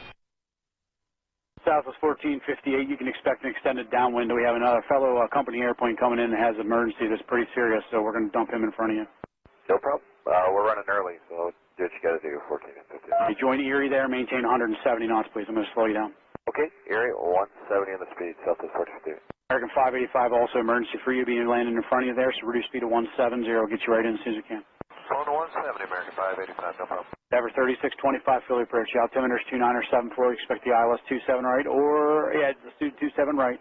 And you can maybe expect some delay vectors. So we have an emergency landing with a possible engine fire. Copy that, Envoy 3625. For right now, I need to keep you at your speed because you're not in my space. But once you hit Cedar Lake, go ahead and pull back to 190 knots and then depart Cedar Lake on a 330 heading. Cedar Lake 330 and 170 speed, Envoy 3620. 190 speed, Envoy 3620. 190 is correct, yes. We need a single channel, no more channel switching. Plus 1380, you're on approach frequency 128.4. You're where you should be. Maintain 4,000. And do you need any further assistance from me? What type of final do you want? I heard short or long. Yeah, we're going to need a long final. Okay, I'm going to let you drive until you tell me you want to turn base, okay? So that'll be at least a 25-mile final. Longer than that, I'll have to do some coordination, but that'll be fine. We'll get that done for you. You let me know when you want to come in. Okay, 20 is good, and we may need shorter here in a moment. Tell me the runway we're setting up for. We're going to set up for Say again. Southwest 1380. You'll be landing 27 left. 27 left today. And you just let me know when you need to turn base. Right now, I only have one person in front of you, which is a Southwest, but I'm sure he'll pull off if you need to go right in.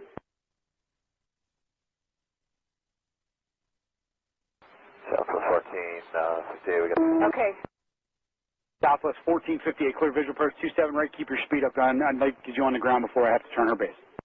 After that, speed up, clear base shield 27 right. Okay, center. Southwest 1380. 1380, I got a 1458 on frequency. I just cleared him for the approach. Southwest 1380. I understand your emergency. Let me know when you want to go in. Yeah, we have a part of the aircraft missing, so we're going to need to slow down a bit.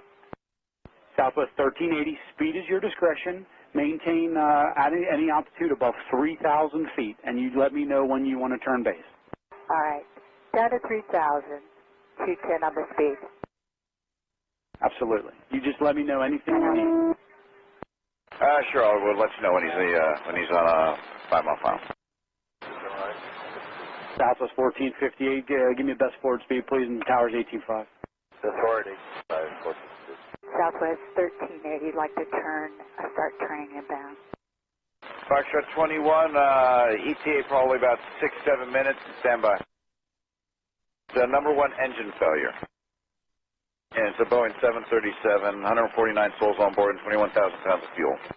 Southwest 1380, just start turning southbound there. There's a Southwest 737 on a 4-mile final. We'll be turning southbound. Start looking for the airport. It's off to your right and slightly behind you there. And altitude is your discretion. Use caution for the downtown area. Advise you maintain at about 2,200 per the MVA. Okay, could you have the medical meet us there on the runway as well? We've got injured passengers. Injured passengers, okay. And is your airplane physically on fire? No, it's not on fire, but part of it's missing. They said there was a hole and someone went out. I'm sorry, you said there was a hole and somebody went out? Southwest 1380, it doesn't matter. We'll work it out there. So the airport's just off to your right. Report it in sight, please. In sight. Southwest 1380, airport's in sight. Southwest 1380, you're cleared visual approach 27 right. Contact the tower on 118.5. Southwest 13, I'm sorry, cleared visual approach 27 left. 27 left and towers on 18.5. We're going on 27 left. Switching tower. Good day. Tower, Southwest 1380, landing on 27 right. Southwest 1380, you want to land 27 right? 27 left, I'm sorry, 27. Southwest 1380, runway 27 left, clear to land, wind 28019, gust 25. 27 left to land, Southwest 1380. Airport 10, there is a hole in this side of the aircraft also. Copy. There's a hole inside the aircraft. And Airport 10 is a short final. Is he the next one to arrive? Yes, he is the next one to arrive on about a 2-mile final there. Copy. City Tower, Airport 10, shortest never left on Sierra 2. Airport 10, proceed on 27 left. Southwest 1380, right turn when you're able. You want to stop wherever you need to is fine. Thank you. We're going to stop right here by the fire truck. Thanks, guys, for the help. Do you have a frequency for our fire chief? Delta 1380, if you go over to 135.1, they'll be there. 1351. Go east of Foxtrot 21. Foxtrot 21 there. I need to talk to the pilot. Foxtrot 21, go to tower 11. Correction, he's come over to my frequency now. This is Captain 772. Foxtrot 21, that's the captain there. Go ahead. Yes, sir. I believe Captain's side is where we had the damage, and that's the engine that went out. Yeah, we're examining damage down to check for heat source. Is there any injuries inside the aircraft itself? And also, we have no signs of any smoke or fire from the outside right now. Okay, we do have injured inside, so as soon as we can get those taken care of, that'd be great. All right, we're putting our flaps down just in case, because we did have some smoke initially up here. Philly Tower, Foxtrot 21. Foxtrot 21 there. Can we talk to the pilot again? Go ahead for Southwest 1380. Southwest 1380 is up on 35-1. Foxtrot 21, that's the pilot there. Go ahead. How many injuries do you have on the aircraft? We're trying to figure it out right now. Stand by. So we are, man. We're going to have buses come over for you, and we're going to deplane the, and have some paramedics come on and take a look at the patient. Pilot, copy that information. Say again for the pilot. Truck coming over, and we're going to board the plane and take a look at the passengers. And we're going to have buses come over with the plane. Okay, board on the forward for entry door, left-hand side.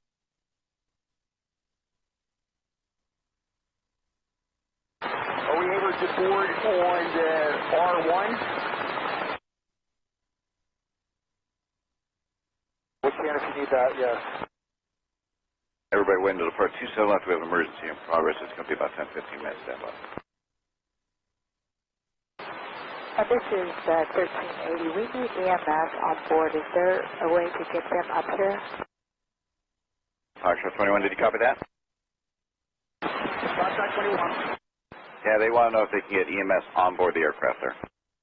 We're in the process of bringing EMS on. Okay, thank you. Tower Pickard 4488. 4480, go. Hate to bother you guys, but any word on the delay here, because we're kind of tight on the cast.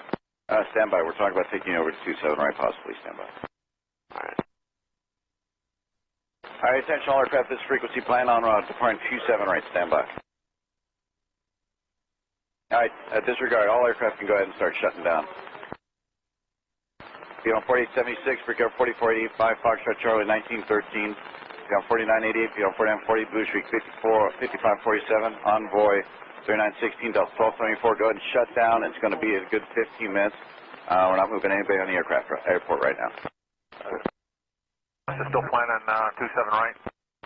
No, not right now. Not moving any aircraft. Trying not to move any aircraft on the field right now, and we got passengers deplaning on the field. That wraps up the ATC audio from Southwest 1380. We pick up our interview talking to Captain Shults about her personal story, her military career, and developing the skills that led her and her first officer to land that aircraft safely. So I was reading your background, and you did have challenges. Yeah. You know, and you wanted to go into the Air Force, didn't you?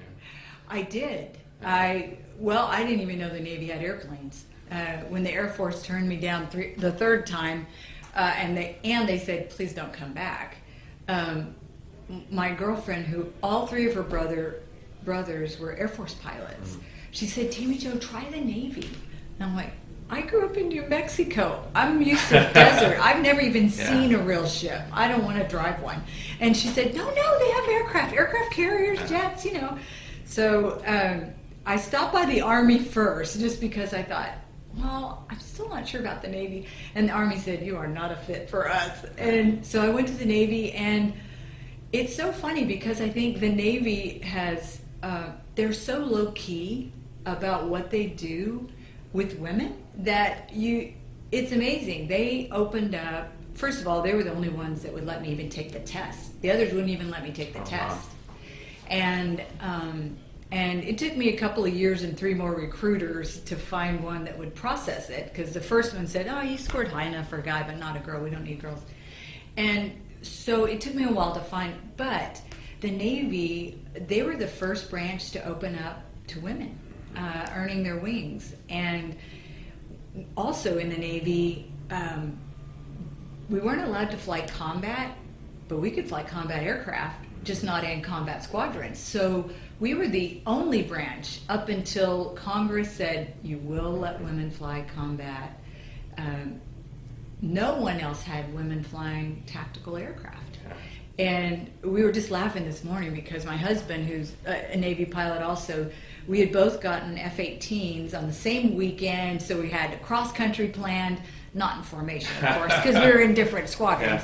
But so we were both going to go meet up at Ellington in Houston, and on his way he stopped by at Reese Air Force Base, and there was a lady Air Force pilot instructor, and he walked in to the same planning room, and he gave her a hard time because being married to me, he knew, you know, the crud that girl pilots took at the time, and probably still take in some areas. And he goes, good grief, they let anybody wear a green suit now. And he about got decked. And then he just laughed. He goes, no, I'm teasing you. My wife's a pilot in the Navy. She flies F-18. She goes, oh, right. Sure she does. And he goes, no, I'm serious. She goes, women don't fly those. And he goes, I'm meeting her in Ellington in 2 hours. She turned to her student and said, replan, we're going to go to Ellington and see this mythical F-18 pilot. And because the Air Force had been closed to women flying anything in combat, luckily I landed before he landed, so she and I had already allowed him to live once he landed. Oh my goodness. But yeah, it was, the Navy did have some open doors for women. And truthfully, there was, I would say the majority of men in the Navy, and the Navy programs for women were great. There were, of course, those, you know, those that would make it tough, and especially when it's in a place of leadership, it can really trickle down and make things tough and unpleasant. So we dealt with that, but luckily we had women that had gone before us that were brilliant, hardworking women, so when they pushed the door open for us, it stayed. And I think those of us that went through prior to being able to fly in combat, what we pushed open a little further, the ladies behind us could go through and push open for the next group. So before we talk about, you know, Southwest 1380, yeah. Well, so what are you doing nowadays? Now that you have this platform, yeah. So you know you're a great spokesperson to really get women and underrepresented populations into aviation. So, you know, one of the things that I've really enjoyed is getting to speak both to young groups, to military groups, and one of the things I did before Flight 1380 was volunteered at an underprivileged and actually high-risk kid school, and we started with aviation. Southwest Airlines has a great program called Adopt a Pilot, and it's 6-8 weeks of just learning some of the basics in aviation and getting to look at that. And so I put my application in with this little school to see if I could do that for 5th grade, which is the level it's geared for. And they came back and said, we'd love for you to do it all grades. And so we kind of massaged it a little bit, and we did it. My husband stepped in, and we did it for 1 through 12. But when it was over, they said, we want you to just keep coming. I don't care what you teach. And so we kind of morphed it into life lessons. And so I actually pack up China cups and cookies and mints and chocolates, and we sit down, we have kind of hot tea, and we learn just life lessons. Sometimes it's learning to write a thank you note. Sometimes it's learning to introduce somebody, and by that also kind of losing that fear of speaking in front of other people, and just some life lessons that these are kids that most of them are taken away from their home due to violence. And so those things that you and I learned on our mom and dad's laps, I'm enjoying getting to be a part of these kids. So I certainly enjoy continuing right where I was, but I've also enjoyed sharing, truthfully, just that wonder that God created in all of us, that spark of adventure.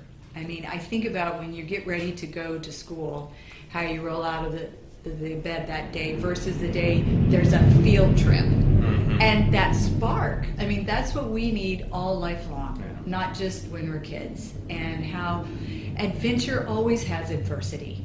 Otherwise it wouldn't be an adventure, you know? And how every time we take on an adventure and we overcome that adversity, and sometimes we even think we didn't overcome it, that we had to succumb to it. Mm-hmm. But you realize later, wow, that challenge really prepared me for this challenge in an even greater adventure. Does that take you back? Now, you flew as a missionary pilot for a while, right? No, I didn't, but it was the missionary pilot book, Jungle Pilot, when I was in junior high, that totally took my dream of aviation and seeing the aircraft overhead, our hay barn doing dogfighting. It took that and put some solidity to that dream and made it a quest, because I felt like after I read that book, I had seen from behind the eyes of a pilot. So that was definitely what I wanted to do. And I do support Mission Aviation Fellowship, which they support people not associated with Christian ministries, just in medical help and transporting people and all over the world. So they are a fondness to my heart. Them and Samaritan's Purse. Yeah. My husband and son and I have gone up for the second time to Alaska to be a part of the OHOP ministry, which is to wounded warriors and their spouses. And they just do a wonderful job of helping them find footing as a married couple again. And part of it is through marriage counseling, but most of their day is spent having an adventure together. Going fly fishing, going bear watching, going hiking, canoeing. And I think it's interesting how we are made to do that. And when we lose that sense of where's the next horizon, we kind of sink back into a doldrum. And that ties right into 1380, where it's our experiences and our adventures and all that preparation up to one defining moment, isn't it? It is. And, you know, there were things that came up in Flight 1380 on the way down that I was amazed that I had it on quick file. You know, it was something I had read about an aircraft accident years ago, or something like when we first caught the aircraft, when the explosion happened, Darren and I both thought we'd had a midair with another aircraft. It was such a hard hit. That explosion just wrapped us around in a moment of time. We both caught the aircraft going over 40 degrees angle of bank. It was already yawed, pitched over. Wow. And as we brought it upright, I had that thought about Air France and how the pilots had put in opposing inputs all the way to their crash. Yeah.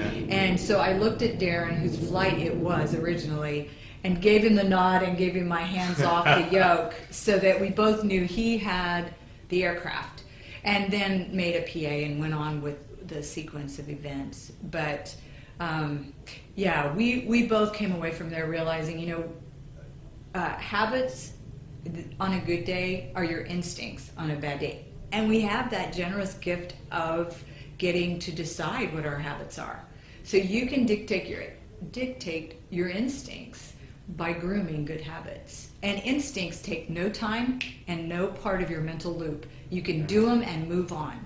Because there were things that were new to us that we had to figure out on the way down.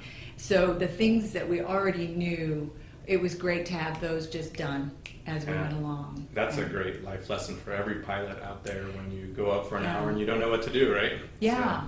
Yeah. Just build good habit patterns, isn't it?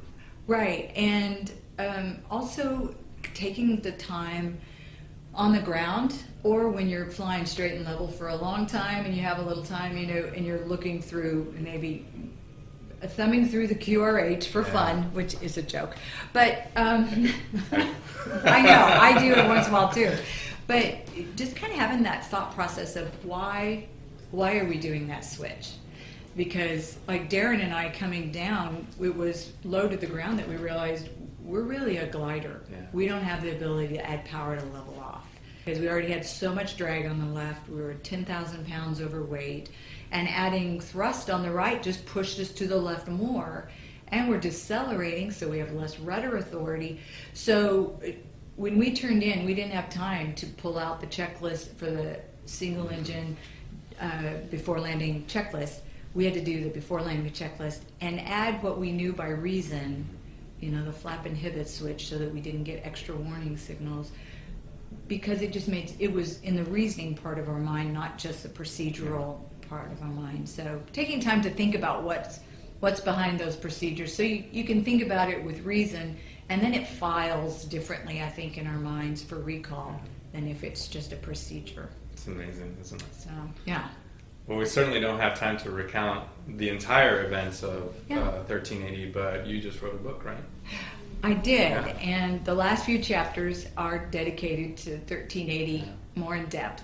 And the first few chapters are about life on the ground as well as in the air, and just navigating through it, sometimes with grace, sometimes not, and I think if you pick it up to read, you'll see probably a reflection of yourself somewhere along that path. Yeah, I think everybody does, right? I especially want to thank you for your time. I wish we had more time. I could probably talk to you all day long. It would be fun. Thank you. Yeah, Thanks thank for you this so much. amount of time. Yeah. Fun question. Oh, we do have a fun question. Really quick. We always end every question. Now, you've already flown some pretty cool airplanes, but if money was no object, and you could fly any airplane in the world, past, present, or future, what airplane would that be? Well, I mean, truly, I kind of go by what I've flown, and I did love the F-18. Yeah. Yeah. Maybe F-18 on Tundra tires, so it's a little more, gravel strip now and then. But no, the Hornet, it was pretty cool. I mean, in my book, I say it was the kind of the paramount of taming and organizing 1,000 details into this economy of mind and motion that are just thrilling. Yeah. That's amazing. Thank you so much. You bet. Thanks, Armando. Wow, what an absolutely awe-inspiring lady she is. That was fantastic. That's great. And it has to be said, Armando, let's be honest there, Megan saved your bacon there with the last question. She did. That was her test, and now she's a full-fledged member of the PTUK Absolutely. family. Yeah, she passed with flying colours. Oh, no, and it really was because I was mesmerized by Tammy Jo Shults' story. And like you said, she's an amazing woman, and that's probably one of the biggest things that Megan and I both got out of Oshkosh was such amazing people. And she talked a lot about her first officer, Darren. So Darren Elliser was a former Air Force pilot, and he was an instructor pilot, evaluator pilot on the E-3 AWACS. So he was also very experienced. And probably the biggest thing that I got out of that whole interview was how violent the engine disintegration was, that they thought they had hit another aircraft. Yeah, that's that's quite a bold statement, isn't it? I mean, it's that as you say, it's going to have to have been one heck of a bang in order to sort of for you to literally sort of think that. I mean, it's actually Nev, I always find like when you're playing out an interview, you can always tell by the chat room how well it's going down, because there was literally nothing going on in the chat room during the playing out that interview. Yeah. Exactly right. And what an inspiration the flight crew were, and also the cabin crew as well. You imagine how devastating that would be for them. And if you ever wanted an advertisement for a reason not to have pilot this aircraft, that is it, surely. Exactly. Oh, absolutely. I mean, you can't. That is that. Well, as usual, Nev, you're on the money. There, definitely, it's a sort of fantastic thing. So there's a couple of things that we still have to do before we wrap up. We are running massively over time. We're making up for last week, I think, Nev. That's what it is. Yes. Absolutely. Now, as many of you will probably realise, that we're a person down today. There is somebody in the studio who would normally be sat here and is not here. That is because it's a certain person's birthday this weekend, and they've gone away with Gemma to go and spend the weekend with friends down in Brighton. But it wouldn't be a PT UK birthday if we didn't hear from a certain man from Maine. So it's Carlos's birthday, and I want to wish him a very happy one. But this year, Carlos's birthday has me thinking of many of my UK friends. Been thinking about them a lot, actually. But rather than including a letter to Carlos in the card that I hope he received by now, I figured I'd share my thoughts with all of you. I just realized that with 2 exceptions, and those were terrific exceptions, by the way, I haven't seen any of my UK friends since May of 2017 at Wings Over Pittsburgh. That was the last time I had the opportunity to be together with most everyone, and even then, some were missing. With Oshkosh this year, my feelings of missing people intensified. There were many friends from both the USA and the UK gathered together, and here I was, stuck in Maine. It was great to keep up with everyone at Oshkosh via social media, and even a few texts. I felt bad that the PTUK crew wasn't there, but Nev had just made a journey to North America. Matt was driving coaches, Carlos was busy working, and Armando, no longer a UK friend, was busy with other things. And by the way, it's not that Armando and I aren't friends, even though we've never met. And it's not that he was my friend and he is no longer, but based on his change of station, he now fits into the North American friends group. Yeah, I'm a little melancholy over all of this, but not in a bad way. Maine isn't a bad place to be in the summer, and I've been busy with a few things that might have kept me from Oshkosh anyway. For example, I was able to take part again with the Airplane Geeks at Innovations in Flight Fun and Family Day at the Smithsonian Institution Udvar-Hazy Center. Was even able to bring a bit of that to you here at Plane Talking UK. I attended the Spurwink Farm pancake breakfast and fly-in. Even got to do that with my Kreplock brother, Eric. I got to visit with a Maryland squadron of A-10 Warthogs that were visiting the MacJet FBO here at Portland Jetport. And speaking of the Portland International Jetport, that's PWM by the way, I also had the opportunity to co-host Airplane Geeks episode 562 with Airport Director Paul Bradbury as our guest. That co-hosting was particularly terrific from my perspective, as it was recorded from Paul's office on the airport grounds, in the heart of the operations center. What a treat it was to be able to have a personal one-on-one tour of PWM's Op Center. Then for my birthday weekend, Max Flight came up to Maine, and we visited the Owl's Head Transportation Museum together and covered their Wings and Wheels Spectacular for the Airplane Geeks. They even set us both up with open cockpit flights in original PT-17 Stearman biplanes. What a great day that was! To be fair, however, the idea of Oshkosh is really not that appealing to me in some respects. The idea of camping just makes my skin crawl. Having spent over 10 years in higher education administration and managing residence halls, what most people call dormitories, the idea of staying in a dorm just makes me want to heave. Then with my long-time work as a road manager in the music business and having attended my share of outdoor festivals, well, just thinking about it, I can smell the mud, feel the goopy sunscreen on my skin, making it feel greasy with its sickly sweet fragrance that makes me the target of mosquitoes and other biting insects. At most events like that, all I can think about is wanting to go back to my hotel, taking a shower, and laying down naked on a big king-size bed in the privacy of my cool, dry, air-conditioned room. Yeah, I know I could have left out the naked part, and please don't get sick picturing it. Too much information, I know. But those are my thoughts. Now, if I'm going to be honest, I thought about suffering through all of that outdoor misery and poor accommodations anyway. I've wanted to attend Oshkosh since I first read about it in Popular Mechanics when I was about 12 years old. I was thinking about all those airplanes in one place. And this year, more importantly, all those friends from all over the world who took the time to travel for a love of aviation and perhaps more significantly, for the community and friendships. But then I realized I just couldn't do it physically, and that's what has me melancholy.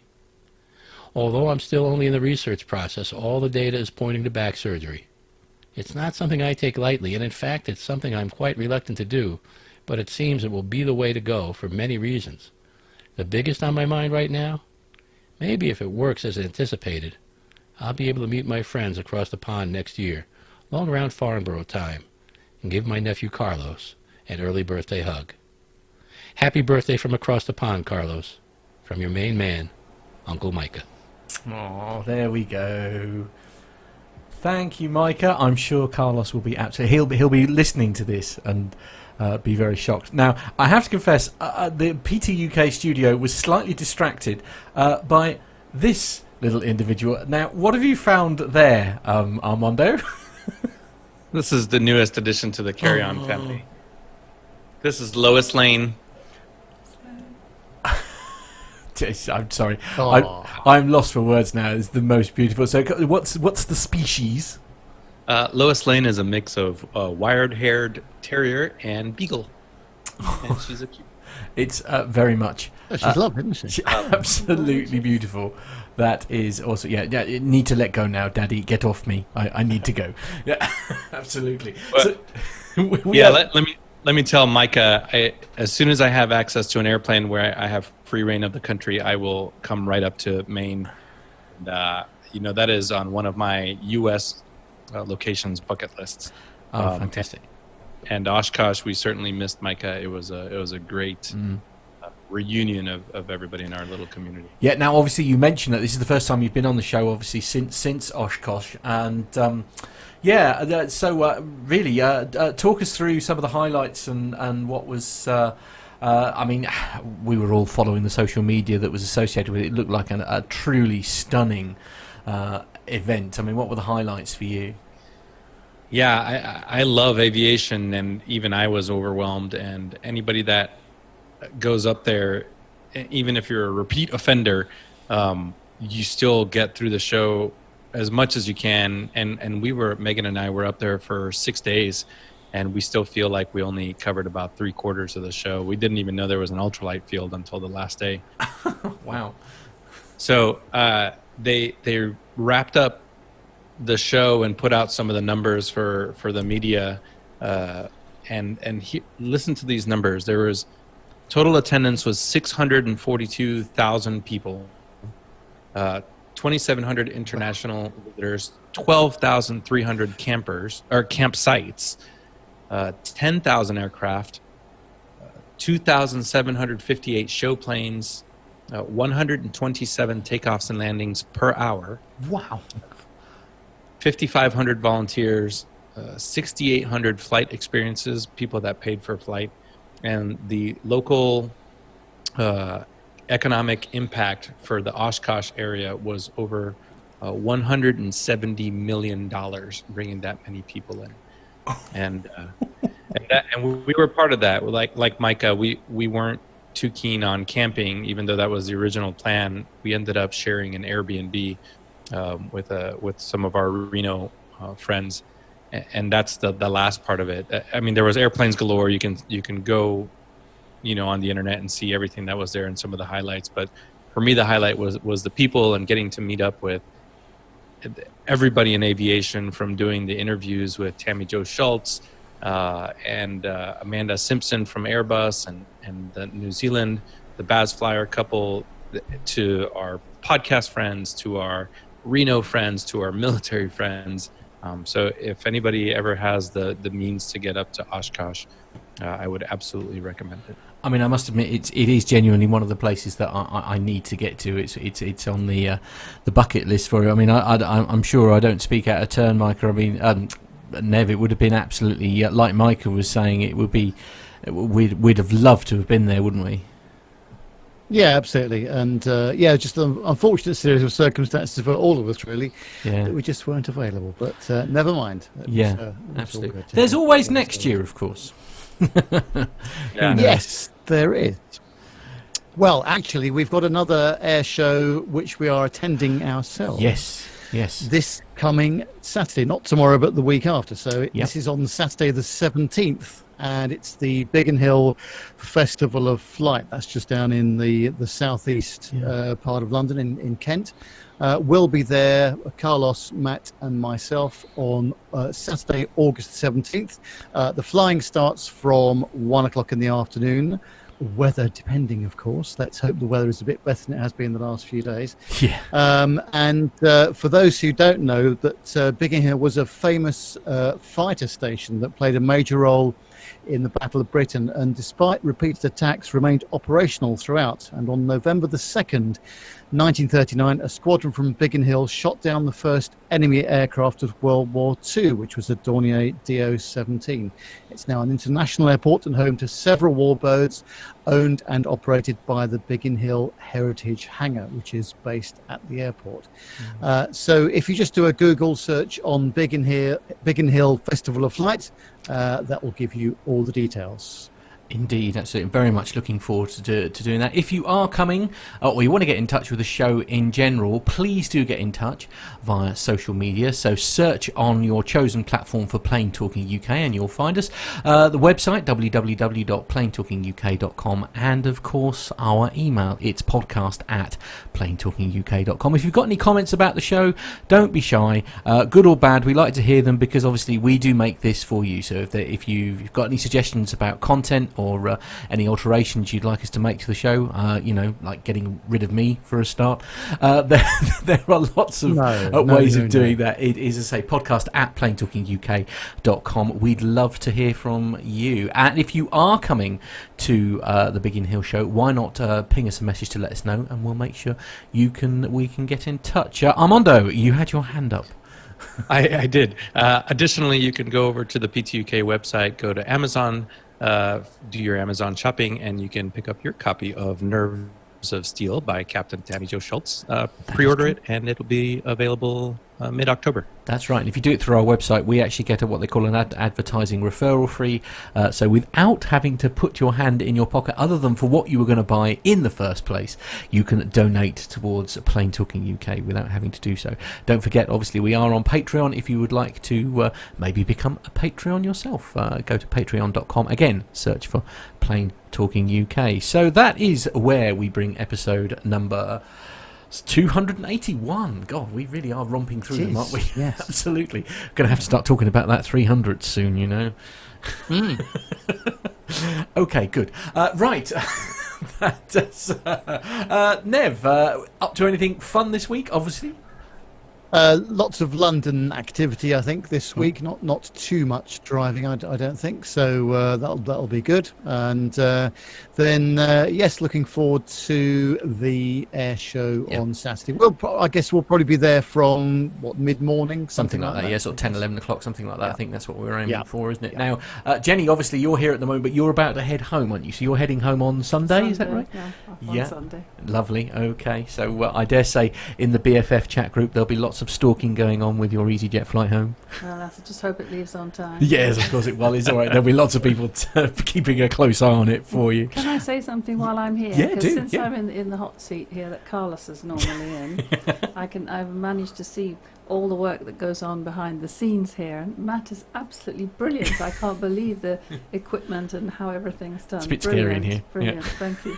Well, no, how's your experience been? It must be. Is it sort of slightly weird seeing it from this side, I suppose?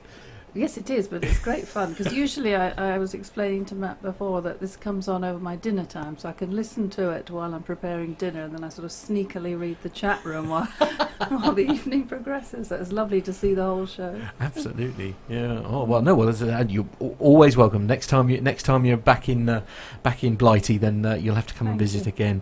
So, Armando, anything other than throwing out people out of a perfectly functioning aeroplane, of which there is nothing wrong. What else are you up to next week? Well, once again, I always stay in the airplane. It's them that they're the crazy ones. They're the crazies, yeah, absolutely. No, a little bit more flying, so I'll be heading up to Pennsylvania over the weekend, and then Florida next weekend, and then in the middle of the week I'll be doing some flying here locally and working at the airport. So there you go, just all over the place. Fantastic. Well, that's it for episode 281. I don't know when we're doing it next week. I think there was talking about possibly doing it on Saturday, but follow our social media if you would like to find out more. So that's it for episode 281. Everyone say goodbye. Bye. Bye. Bye, everyone. Bye. Bye.